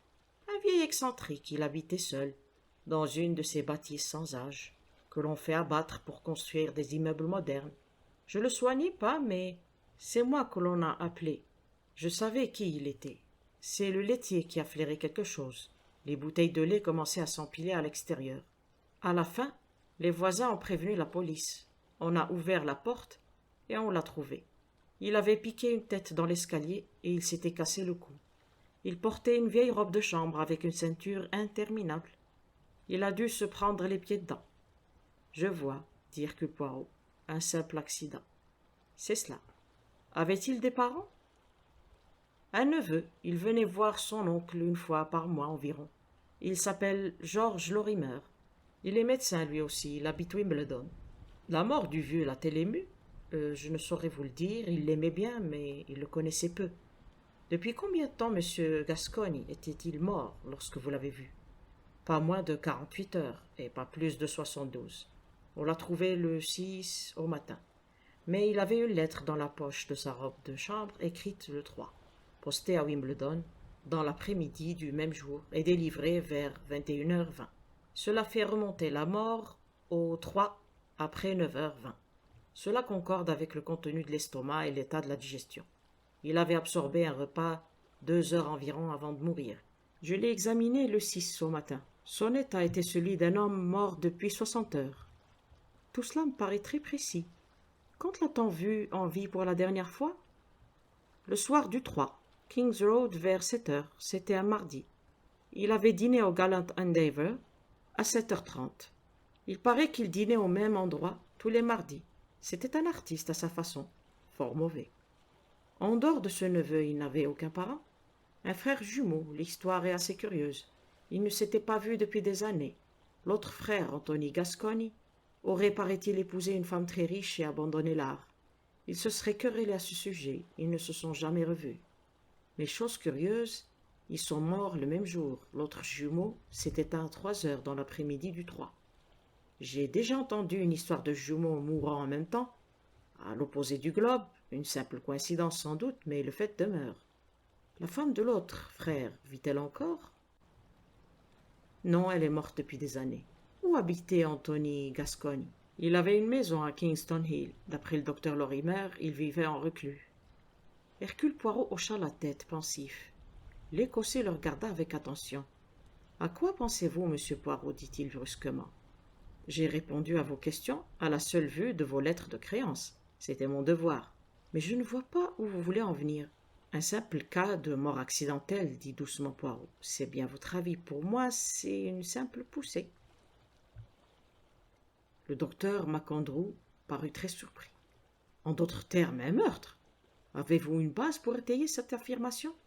Non, c'est une supposition. Mais il doit y avoir quelque chose, insista l'autre. Poirot ne répondit pas et MacAndrew poursuivit. Si vous soupçonnez le neveu, j'aime autant vous dire que vous faites fausse route. Lorimer a joué au bridge à Wimbledon de 8h30 à minuit. Et la police l'a vérifié? Murmura Poirot. Vous savez quelque chose contre cet homme? Demanda le médecin. Et j'ignorais son existence jusqu'au moment où vous m'en avez parlé. Alors vous soupçonnez quelqu'un d'autre? Non, non, ce n'est pas cela du tout. Nous sommes en face d'un exemple des habitudes routinières de l'animal humain. C'est fort important en ce qui concerne feu monsieur Gascoigne. Quelque chose cloche, voyez-vous. Je ne comprends pas. Il y a beaucoup trop de sauce sur le poisson pas frais, murmura Poirot. Pardon? Hercule Poirot sourit. Vous n'allez pas tarder à me prendre pour un fou, docteur, mais je n'ai aucun dérèglement mental. Je ne suis qu'un homme aimant l'ordre et la méthode. Un événement illogique me contrarie toujours. Vous me pardonnerez, j'espère, docteur, l'ennui que je vous ai causé. Il se leva et le médecin l'imita. Honnêtement, dit MacAndrew, je ne vois rien de suspect au sujet de la mort de Henri Gascoigne. Pour moi, il est tombé. Pour vous, on l'a poussé. Tout cela est en l'air. Hercule Poirot soupira. Oui, dit-il, c'est un travail bien fait. Persister à penser. Le petit homme écarta les mains. Je suis obstiné, j'ai une petite idée, sans rien pour l'étayer. Au fait, Anthony Gascoigne avait-il de fausses dents? Non, les siennes étaient en excellent état. À son âge, cela peut surprendre. Il les soignait bien. Elles étaient blanches et bien brossées. Oui, je les ai remarquées. Les dents ont tendance à jaunir chez un vieillard. Les siennes étaient très belles. Nullement colorées. Non, il ne devait pas fumer, si c'est à cela que vous pensez. Je ne songeais pas à cela spécialement. Au revoir, docteur, et merci pour votre amabilité. Au Gallant Endeavour, il choisit la table qu'il avait occupée avec son ami Bonington. Il ne reconnut pas la serveuse. Molly, lui dit-elle, était en vacances. Il n'était que 7 heures et le détective n'eut aucun mal à faire parler la jeune fille sur le vieux monsieur Gascoigne. Oui, dit-elle, cela faisait des années qu'il venait ici, et aucune de nous ne savait son nom. On a vu sa photo dans le journal pour l'enquête. Tiens, ai-je dit à Molly, mais c'est notre vieux. Il a dîné ici le soir de sa mort? Oui, mardi le 3. Il venait tous les mardis et les jeudis, ponctuel comme une horloge. Vous ne vous souvenez pas, je présume, de ce qu'il a mangé ce soir-là. Attendez. Une soupe au curry, oui, du pudding ou du mouton? Non, du pudding. De la tarte aux mûres et aux pommes, et du fromage. Et quand on pense qu'il est rentré chez lui pour tomber dans l'escalier le même soir, c'est le cordon de sa robe de chambre qui a fait ça, il paraît. Évidemment, ses vêtements étaient toujours affreux, démodés et ficelés n'importe comment, mais il avait quand même l'air distingué, comme si c'était quelqu'un. On a des clients intéressants ici. Elle s'éloigna, et Poirot se consacra à son filet de saule. Ses yeux brillaient. C'est étrange, se dit-il, comme les gens les plus intelligents, trébuche sur des détails. Bonington sera intéressé. Mais l'heure d'une conversation amicale avec Bonington n'avait pas encore sonné.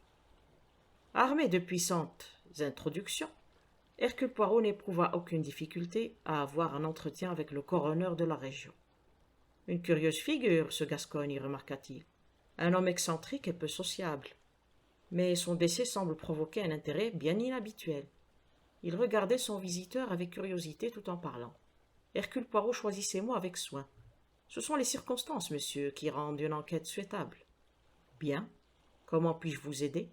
Selon votre avis, les documents produits en cours de justice sont classés ou détruits? Je crois, on a trouvé, n'est-ce pas, une lettre dans la poche de la robe de chambre d'Henri Gascogne.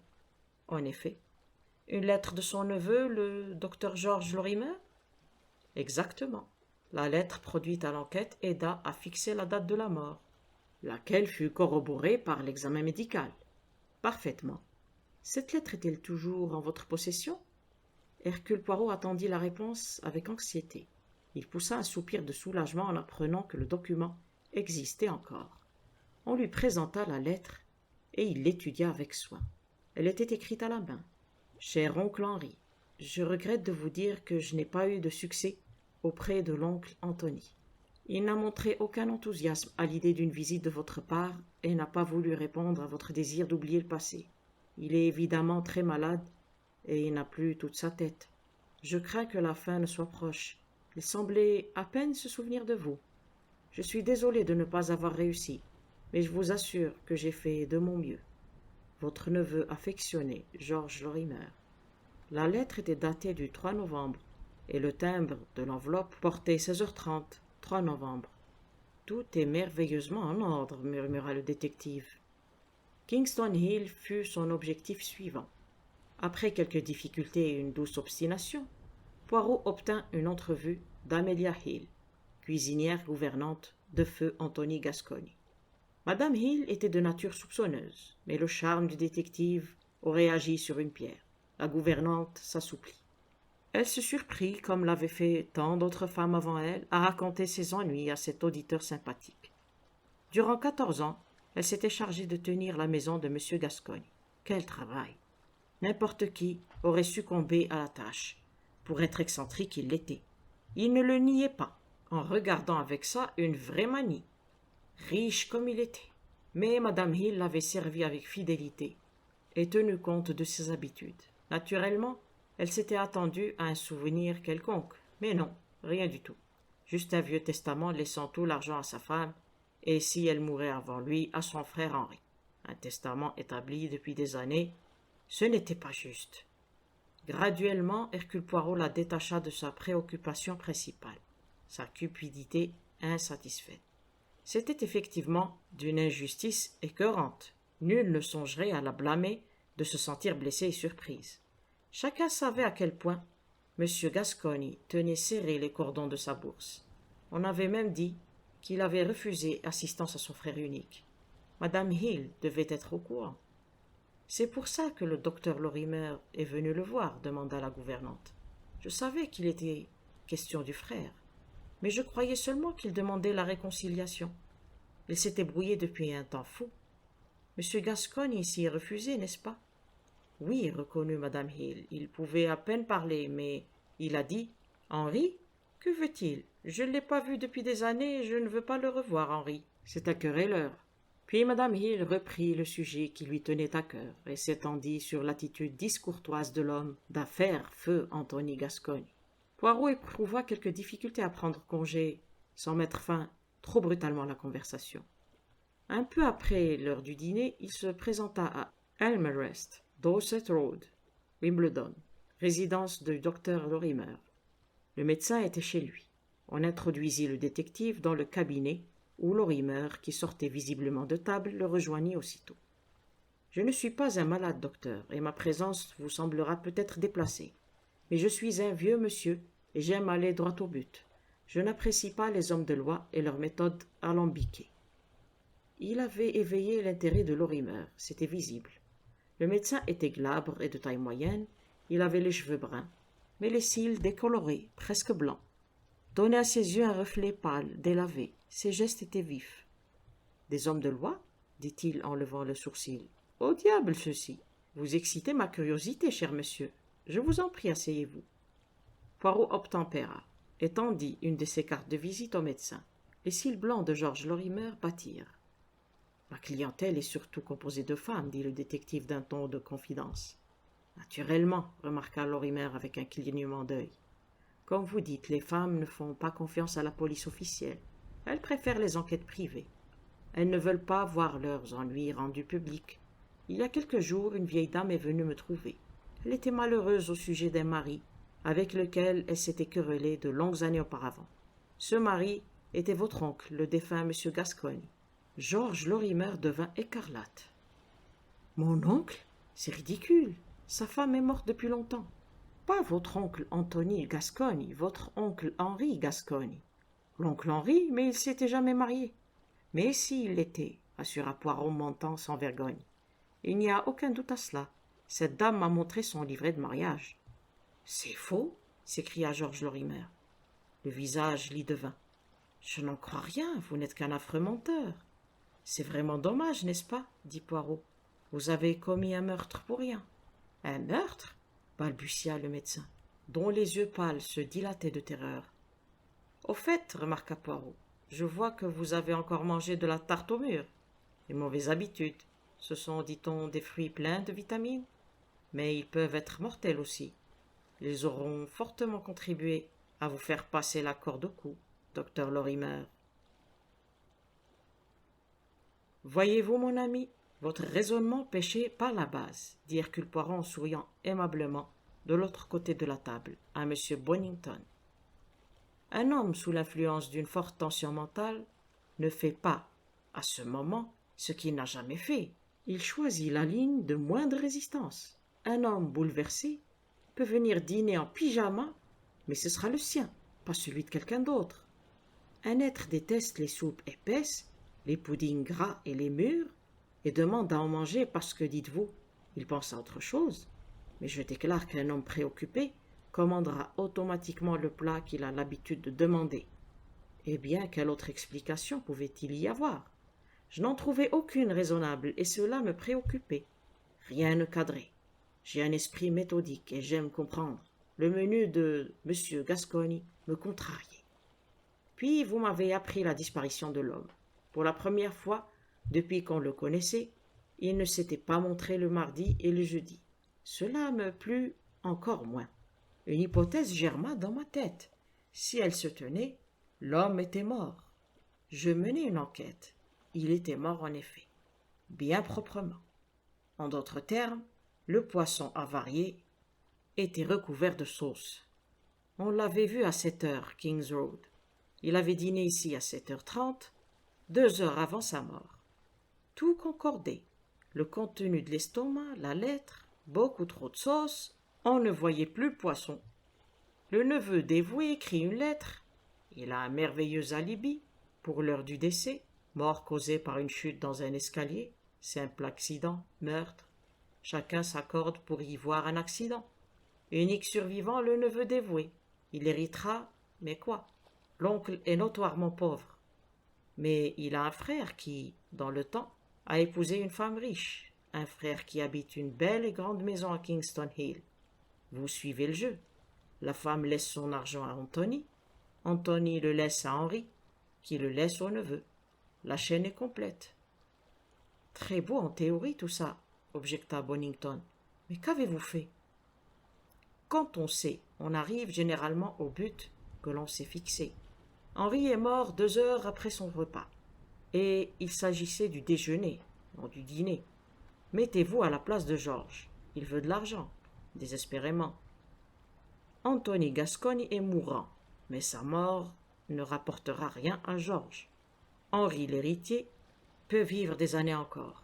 Il faut donc qu'il meure, et le plus tôt sera le mieux. Mais cependant, après Anthony. Et Georges doit s'assurer un alibi. Henri a l'habitude de dîner régulièrement au même restaurant, 2 jours donnés de la semaine. Georges, garçon de précaution, essaye son plan.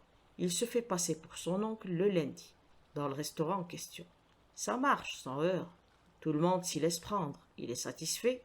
Il lui reste à attendre que l'oncle Anthony manifeste l'intention de s'éteindre. L'heure venue, il écrit une lettre à son oncle Henri dans l'après-midi du 2, mais la date du 3. Il vient faire une visite à Henri le 3 et passe à l'action. Une bonne poussée et l'oncle bascule dans l'escalier. Georges recherche sa lettre et la glisse dans la robe de chambre du mort. À 7h30, il est au Gallant Endeavour, les sourcils en broussailles, barbu, parfaitement déguisé. Aucun doute, Henri Gascoigne est en vie. Puis une métamorphose rapide dans un lavabo et à toute vitesse à Wimbledon, où il occupe la soirée à jouer au bridge. L'alibi parfait. Et le cachet de la poste sur la lettre, demanda Bonington. Très simple. Il était brouillé. Pourquoi?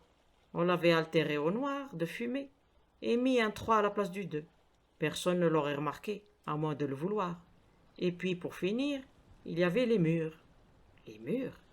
Tout compte fait, Georges n'était pas un bon acteur. Il ressemblait à son oncle, marchait comme lui, parlait comme lui, portait la même barbe et les mêmes sourcils, mais il a oublié de manger comme lui. Il a demandé les plats qu'il aimait lui-même. Les murs colorent les dents. Celles du mort étaient blanches, et cependant Henri Gascoigne avait mangé ce soir-là de la tarte au mur au Gallant Endeavour. Ce matin, je me suis informé, l'estomac ne contenait pas ces fruits. De plus, Georges avait été assez stupide pour conserver la fausse barbe et le reste du maquillage. Oh, les preuves ne manquaient pas, si on les avait cherchées. J'ai fait une visite au neveu et lui ai confié cette histoire. Cela l'a achevé. Entre parenthèses, il avait de nouveau mangé des mûres. Un type gourmand très intéressé par la nourriture. Eh bien, sa gourmandise aura causé sa perte. À cet instant, une serveuse le rapporta de la tarte aux mûres. « Emportez cela !» s'écria Bonington. « On ne saurait être trop prudent. » Fin. L'Express de Plymouth. À Newton Abbot, l'officier de marine Alex Simpson monta dans un wagon de première classe de l'Express de Plymouth. Un porteur le suivait avec une grosse valise. Il s'apprêtait à la hisser dans un filet et le jeune officier l'arrêta. « Non, laissez-la sur la banquette, je la montrerai tout à l'heure. »« Tenez. »« Merci. » Le porteur se retira avec un généreux pourboire. Les portières claquèrent, une voix de stentor cria « Terminus à Plymouth, changement pour Torquay, prochain arrêt Plymouth. » Puis le train s'ébranla. Le lieutenant Simpson avait tout le compartiment pour lui. Il faisait frais en ce mois de décembre, et il remonta la glace. Une odeur insolite lui fit alors froncer les sourcils. Cela lui rappelait son séjour à l'hôpital et son opération à la jambe. Oui, le chloroforme, voilà ce que ça sentait. Il baissa la glace et changea de place pour tourner le dos aux machines. Puis, il sortit une pipe de sa poche, l'alluma et resta un moment immobile à fumer en regardant au dehors. Enfin, il se leva, prit quelques journaux et magazines dans sa valise, puis après l'avoir refermée, il essaya de la glisser sous la banquette opposée. Mais en vain. Quelques obstacles l'empêchaient d'aller plus loin. Il poussa plus fort en s'énervant, mais la valise ne s'engageait qu'à moitié. Pourquoi diable ne s'enfonce-t-elle pas? Maugréa-t-il. Sortant complètement la valise, il se pencha et regarda sous la banquette. Un instant plus tard, des cris de femmes affolées s'élevèrent dans la nuit, et le long convoi s'immobilisa, obéissant à l'ordre impérieux du signal d'alarme. « Mon ami, » me dit Poirot, « je sais que vous êtes très intéressé par ce mystère de l'express de Plymouth. Lisez ceci. » Je pris le mot, qu'il fit glisser d'une pichenette de l'autre côté de la table. Il était bref et sans détour. « Cher monsieur, je vous serai très obligé de bien vouloir venir me voir le plus tôt possible. Recevez, monsieur, mes meilleures salutations. Ebenezer Halliday. » Ne voyant pas très bien le rapport, je levai sur Poirot un regard interrogateur. En guise de réponse, il prit le journal et lut à haute voix. « Une tragique découverte a été faite hier soir.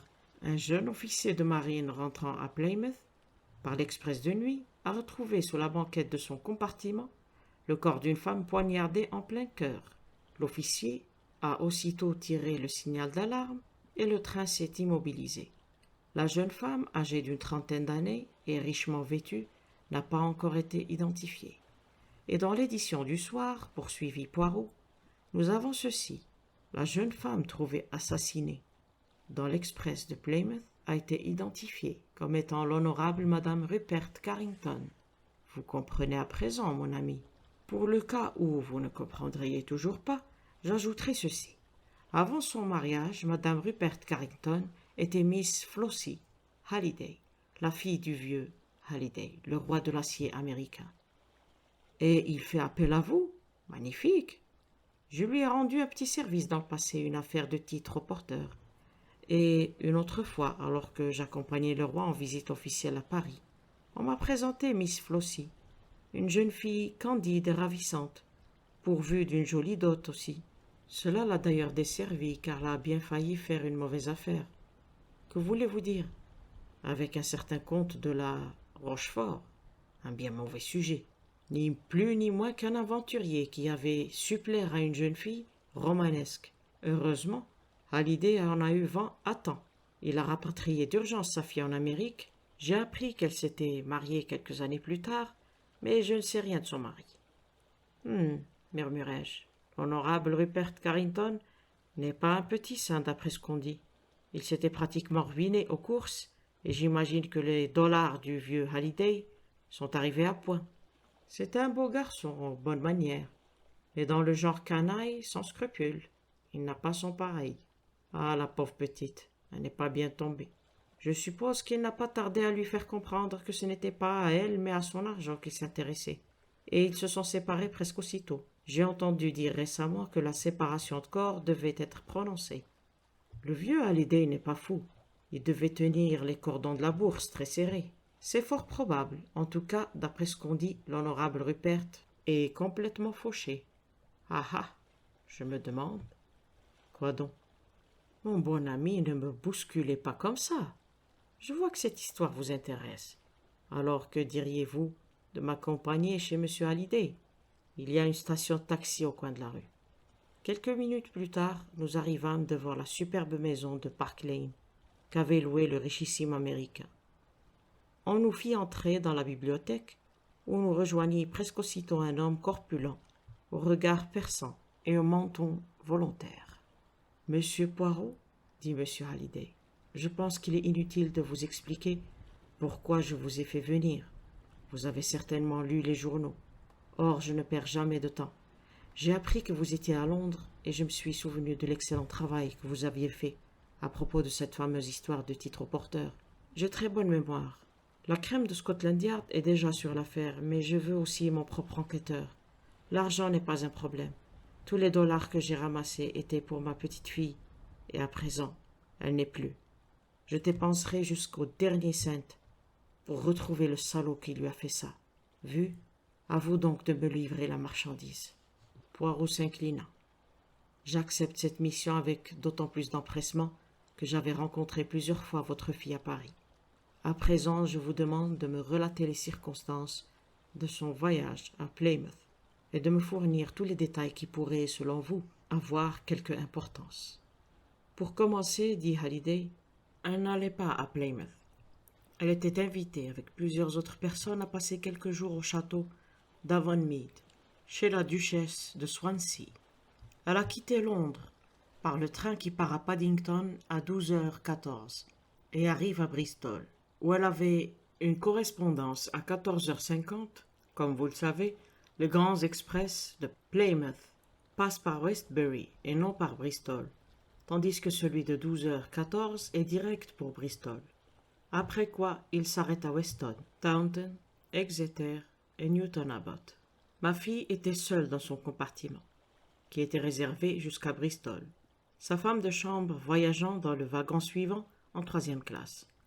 Poirot approuva d'un signe de tête et M. Halliday poursuivit. Le séjour au château d'Avonmead promettait d'être très animé.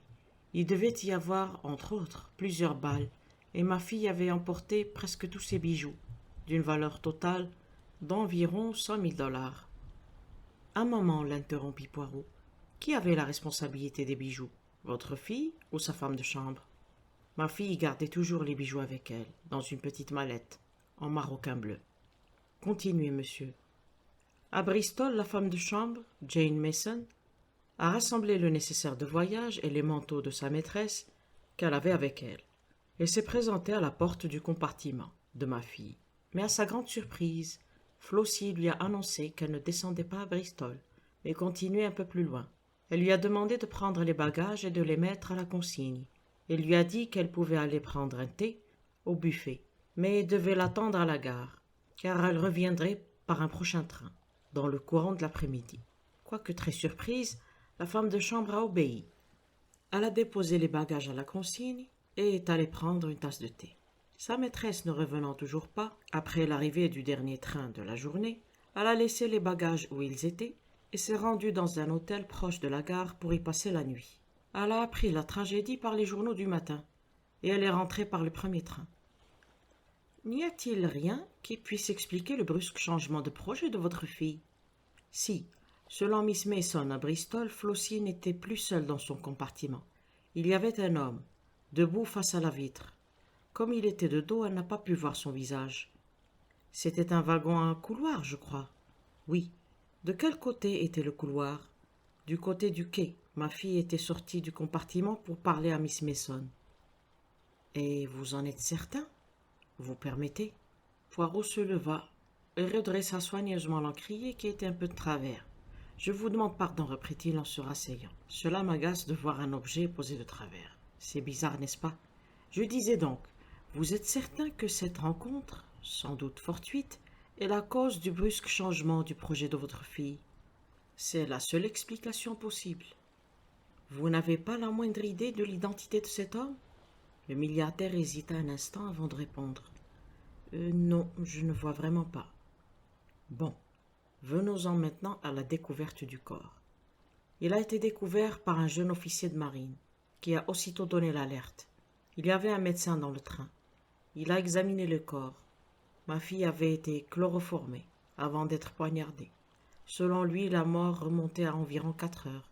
Cela a donc dû se passer très peu de temps après l'arrêt à Bristol, probablement entre Bristol et Weston, peut-être entre Weston et Taunton. Et la mallette à bijoux? Elle a disparu. Encore une question, monsieur. La fortune de votre fille, qui devait en hériter à sa mort? Quelque temps après son mariage, ma fille avait fait un testament par lequel elle léguait tous ses biens à son mari.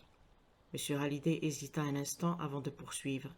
Je dois vous dire, monsieur Poirot, que je considère mon gendre comme un scélérat et que, sur mes conseils, ma fille était sur le point de se séparer de lui légalement. Chose facile. J'avais fait en sorte qu'il ne puisse pas toucher à la fortune de Flossie de son vivant. Mais bien qu'ils vécussent séparés depuis plusieurs années, elle avait souvent accédé à ses demandes d'argent, préférant cela au scandale. Toutefois, j'étais bien décidé à mettre fin à cette situation. Flossie avait fini par accepter et j'avais chargé mes avocats d'entamer une procédure de divorce. Et où est M. Carrington en ce moment? Ici en ville. Je sais qu'il était absent hier, mais il est rentré dans la soirée. Poirot réfléchit un moment, puis il déclara. Je pense que ce sera tout, monsieur. Vous désirez parler à la femme de chambre, Jane Mason? Si vous le permettez. Hallyday tira le cordon de sonnette et donna un ordre bref au valet de pied. Quelques minutes plus tard, Jane Mason entra dans la pièce.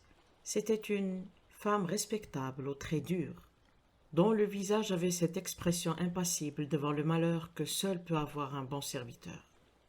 Si vous le permettez, lui dit Poirot, j'aimerais vous poser quelques questions. Votre maîtresse était-elle comme tous les jours avant de partir hier matin? Pas particulièrement excitée ou agitée? Oh non, monsieur. Mais à Bristol, elle était très différente. Oui, monsieur, tout en émoi, si agitée qu'elle ne semblait pas savoir ce qu'elle disait. Que vous a-t-elle dit exactement? Pour autant que je m'en souvienne, monsieur, elle m'a déclaré ceci.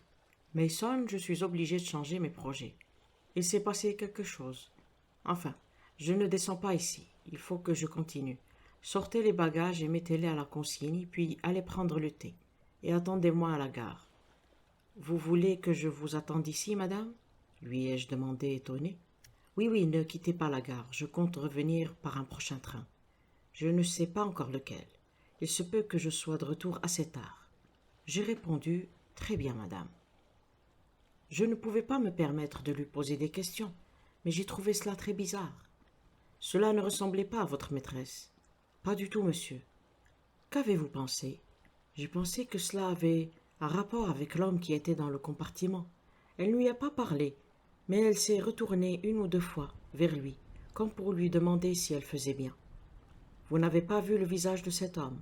Non, monsieur. Il est resté tout le temps de dos. Pouvez-vous me le décrire? Il portait un léger pardessus de couleur fauve et un chapeau de voyage. Il était grand et mince et avait les cheveux noirs, d'après ce que j'ai pu voir. Vous ne le connaissiez pas? Je ne crois pas, monsieur. Ce n'était pas votre maître, monsieur Carrington, par hasard? Miss Mason parut déconcertée. Oh, je ne pense pas, monsieur. Mais vous n'en êtes pas sûr. Il était à peu près de la même taille que monsieur, mais je n'ai pas pensé que ce pouvait être lui. Nous le voyons si rarement. Je ne peux pas affirmer que ce n'était pas lui. Poirot ramassa une épingle sur le tapis et l'examina d'un œil sévère, les sourcils froncés, puis il reprit. Est-il possible que l'homme soit monté dans le train à Bristol avant que vous n'ayez atteint le wagon de votre maîtresse? Miss Mason réfléchit. Oui, monsieur, c'est possible. Mon wagon était bondé, et il m'a fallu un moment pour arriver à en descendre. Il y avait aussi beaucoup de monde sur le quai, et cela m'a encore un peu retardé. Mais dans ce cas-là, il n'aurait eu qu'une minute ou deux pour parler à madame. J'ai pensé qu'il était déjà dans le wagon. C'est plus probable, en effet, dit Poirot. Il se tut alors, les sourcils toujours froncés. Vous savez comment madame était habillée, monsieur. Les journaux donnent quelques détails sur ce point, mais j'aimerais que vous me les confirmiez. Elle portait une toque de renard blanc, avec une toilette à pois blancs, et un tailleur en ratine bleu, de ce bleu qu'on appelle électrique. Assez voyant quand même. Oui, intervint M. Hallyday. L'inspecteur Japp espère d'ailleurs que cela nous aidera à déterminer l'endroit où a lieu le meurtre. Quiconque a vu ma fille devrait s'en souvenir. Précisément. Merci, mademoiselle. La femme de chambre quitta la pièce. Bien, dit alors Poirot en se levant. C'est tout ce que je peux faire ici, excepté vous demander, monsieur, de me dire tout, mais vraiment tout. Je l'ai fait. En êtes-vous certain? Absolument. Dans ce cas, il n'y a rien à ajouter. Je suis obligé de refuser de m'occuper de cette affaire. Pourquoi? Parce que vous ne m'avez pas tout dit. Mais je vous assure. Non, vous me cachez quelque chose. Il y eut un instant de silence, puis Hallyday sortit une feuille de papier de sa poche et la tendit à mon ami. Je suppose que c'est de cela que vous vouliez parler, monsieur Poirot. Encore, je me demande bien comment vous pouvez être au courant. Poirot sourit et déplia la feuille de papier. C'était une lettre rédigée d'une écriture fine et penchée. Il la lut à haute voix. Chère madame, c'est avec un immense plaisir que j'attends le bonheur de vous revoir. Après votre si aimable réponse à ma lettre, je puis difficilement contenir mon impatience. Je n'ai jamais oublié la merveilleuse époque de Paris. Il est tout à fait regrettable, certes, que vous deviez quitter Londres demain. Cependant, avant peu, et peut-être plus tôt que vous ne le pensez, j'aurai la joie de contempler à nouveau la femme qui a toujours occupé la première place dans mon cœur. Croyez, chère madame, à l'assurance de mes sentiments toujours aussi dévoués. Armand de la Rochefort. Poirot rendit la lettre à Hallyday en s'inclinant. J'imagine, monsieur, que vous ignoriez que votre fille avait l'intention de renouer avec le comte de la Rochefort. Cette nouvelle m'a atterré. J'ai trouvé la lettre dans le sac à main de Flossie. Comme vous le savez sans doute, monsieur Poirot, le soi-disant comte n'est qu'un aventurier de la pire espèce. Poirot hocha la tête. Mais j'aimerais bien savoir comment vous étiez au courant de cette lettre, poursuivit Hallyday. Mon ami sourit. Je ne l'étais pas, monsieur, mais savoir relever les empreintes de pas et reconnaître de la cendre de cigarette ne suffit pas pour faire un bon détective. Il doit aussi être fin psychologue. Je savais que vous n'aimiez pas votre gendre et n'aviez pas confiance en lui. C'est à lui que profite la mort de votre fille. La description qu'a donnée la femme de chambre du mystérieux homme du train lui ressemblait assez. Pourtant, vous ne vous intéressez pas particulièrement à lui. Pourquoi? Certainement parce que vos soupçons se portent sur quelqu'un d'autre. C'est ainsi que j'en ai conclu que vous me cachiez quelque chose. Vous avez raison, monsieur Poirot. J'étais sûr de la culpabilité de Rupert. Mais depuis que j'ai découvert cette lettre, je ne sais plus que penser. Le comte dit en effet avant peu, et peut-être plus tôt que vous ne le pensez. De toute évidence, il ne tenait pas à attendre que vous ayez vent de sa réapparition. Est-ce lui qui a pris le train de 12h14 et est venu retrouver votre fille dans son compartiment? Si j'ai bonne mémoire, le comte de la Rochefort est aussi un grand brun. Le milliardaire acquiesça. Eh bien, monsieur, je vous souhaite le bonjour. Scotland Yard a, je présume, la liste des bijoux. Oui, l'inspecteur Japp est d'ailleurs ici en ce moment, si vous voulez le voir. Japp était un vieil ami. Il salua Poirot avec une sorte d'affectueuse condescendance. Comment allez-vous, mon cher? Ravi de vous trouver ici, bien que nous n'ayons pas du tout la même façon de voir les choses. Et votre chère matière grise, elle fonctionne toujours aussi bien? Poirot le gratifia d'un large sourire. Elle fonctionne, mon bon Japp, elle fonctionne, croyez-moi. Alors tout va bien. Pensez-vous qu'il s'agisse de l'honorable Rupert Carrington ou d'un escroc quelconque? Nous surveillons tous les débouchés habituels, bien sûr. Ainsi, nous saurons si l'on essaie de vendre les bijoux. Celui qui a fait le coup ne va certainement pas les garder pour les admirer. C'est évident. J'essaie de découvrir où était Rupert Carrington hier. Il semble que ce soit un mystère. J'ai chargé un homme de le filer. Excellente précaution. Mais prise un jour trop tard peut-être, dit Poirot d'une voix douce. Il faut toujours que vous plaisantiez, mon cher Poirot. Bon, je m'en vais. Paddington, Bristol, Weston, Taunton. Voilà mon terrain de battu. À bientôt. Vous viendriez me voir ce soir pour me dire le résultat? Certainement, si je suis de retour. Ce brave inspecteur croit que la solution c'est l'action, murmura Poirot, lorsque notre ami fut parti. Il voyage, il mesure des empreintes de pas, il ramasse de la boue, de la cendre, il s'agite, il est plein de zèle. Et si je lui parlais de psychologie, savez-vous ce qu'il ferait, mon ami? Il souriait. Il se dirait, ce pauvre vieux Poirot, il vieillit, il devient gâteux. Japp fait partie de la jeune génération qui frappe à la porte. Et ma foi, ils sont si occupés à frapper qu'ils ne se rendent même pas compte que la porte est ouverte. Et vous, que comptez-vous faire? Puisque nous avons carte blanche, je vais dépenser 3 pence pour appeler le Ritz, où, comme vous l'avez peut-être remarqué, notre compte est descendu. Après cela, comme j'ai les pieds un peu humides et que j'ai déjà éternué 2 fois, je vais retourner à la maison me faire une tisane. Je ne revis Poirot que le lendemain matin. Je le trouvai en train de finir tranquillement son petit déjeuner. Alors, lui demandai-je, brûlant de curiosité, que s'est-il passé? Rien. Mais Japp, je ne l'ai pas vu. Et le comte, il a quitté le Ritz avant-hier. Le jour du meurtre? Oui. Voilà qui est clair. Cela disculpe donc Rupert Carrington. Parce que le comte de la Rochefort a quitté le Ritz? Vous allez trop vite, mon ami. En tout cas, il faut le retrouver, l'arrêter. Mais quel pourrait être le mobile qui l'a poussé à tuer madame Carrington? 100 000 $ de bijoux, c'est un excellent mobile pour n'importe qui. Non, la question que je me pose est celle-ci. Pourquoi l'avoir tuée? Pourquoi ne pas simplement lui avoir volé les bijoux? Elle n'aurait pas porté plainte. Pourquoi donc? Parce que c'est une femme, mon ami. Elle a aimé cet homme. Elle aurait donc supporté cette perte en silence. Et le comte, qui est un fin psychologue en ce qui concerne les femmes, d'où son succès auprès d'elle, le savait parfaitement. D'autre part, si c'est Rupert Carrington qui l'a tué, pourquoi a-t-il pris les bijoux, qui n'allaient pas manquer de le faire accuser? En guise de couverture?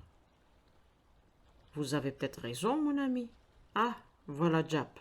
Je reconnais sa façon de frapper. L'inspecteur arborait un sourire épanoui. Bonjour, Poirot. Je rentre à peine. J'ai fait du bon travail. Et vous? Moi, j'ai mis de l'ordre dans mes idées, répondit Poirot placidement. Japp rit de bon cœur. Ce brave homme vieillit, me fit-il remarquer entre ses dents, avant d'ajouter à voix haute. Pour nous les jeunes, cela ne suffit pas. C'est bien dommage, soupira Poirot. Alors, vous voulez savoir ce que j'ai fait?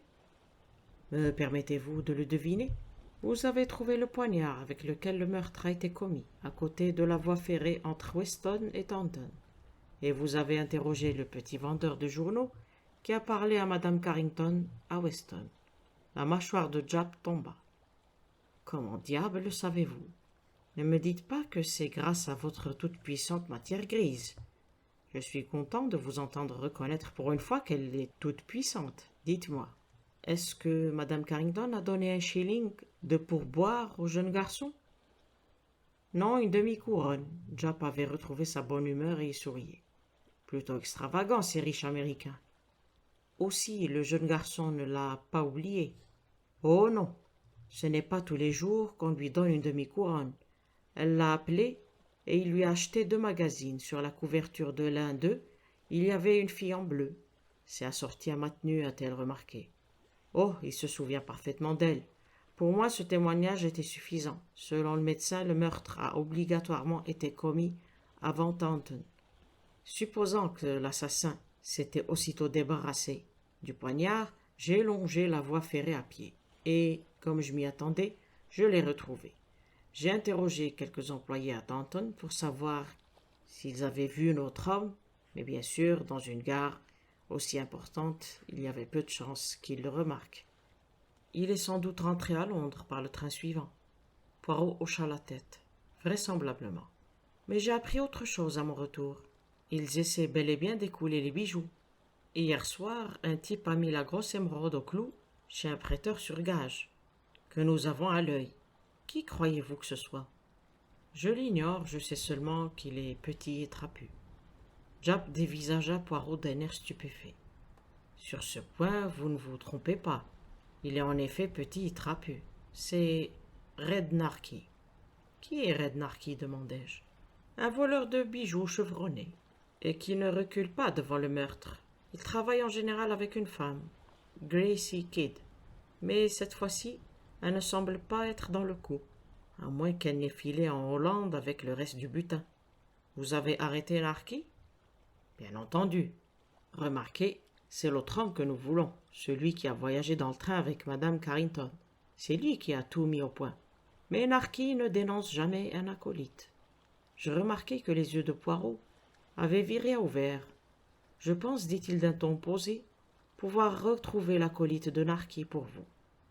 Encore une de vos petites idées, hein? Japp jeta un regard aigu à Poirot. Je m'étonne de la façon dont vous réussissez parfois dans ce genre d'entreprise. À votre âge, et avec vos méthodes, c'est grâce à une chance insolente, évidemment. Peut-être, murmura mon ami.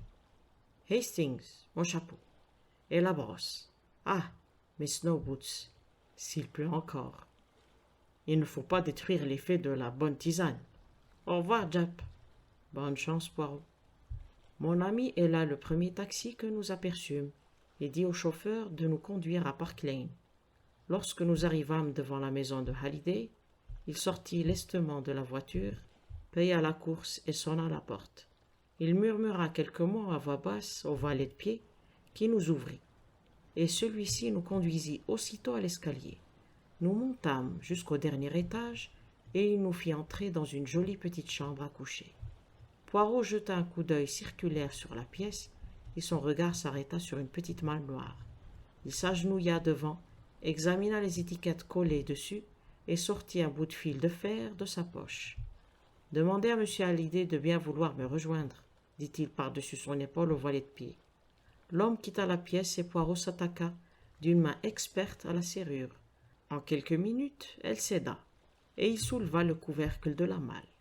Il se mit alors à fouiller vivement, parmi les vêtements qu'elle contenait, les jetant à terre les uns après les autres. Un pas lourd se fit entendre dans l'escalier, et Halliday entra dans la pièce.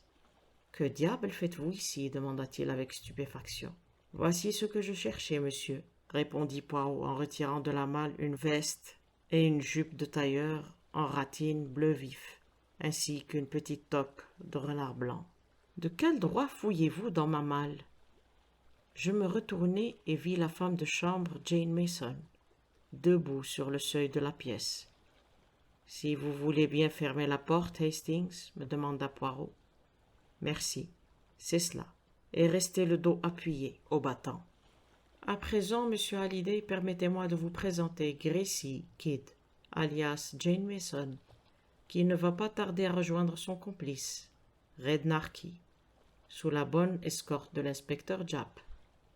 Plus tard, c'était tout ce qu'il y a de plus simple, déclara Poirot avec un haussement d'épaules méprisant. Il reprit du caviar avant de poursuivre. C'est l'insistance de la femme de chambre à propos de la tenue que portait sa maîtresse qui m'a frappé en premier lieu. Pourquoi tenait-elle tant à attirer notre attention sur ce point? Je me suis rendu compte que nous n'avions que son témoignage sur la présence du mystérieux homme dans le compartiment à Bristol.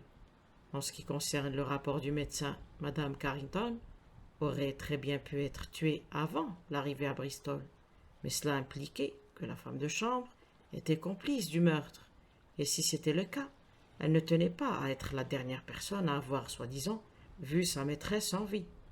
La tenue de Madame Carrington était assez voyante. Or, une femme de chambre décide souvent elle-même de ce que portera sa maîtresse. Si, après Bristol, quelqu'un remarquait une femme en tailleur bleu vif avec une toque de renard blanc, il serait prêt à jurer avoir vu Madame Carrington. Partant de là, il était facile de reconstituer les faits.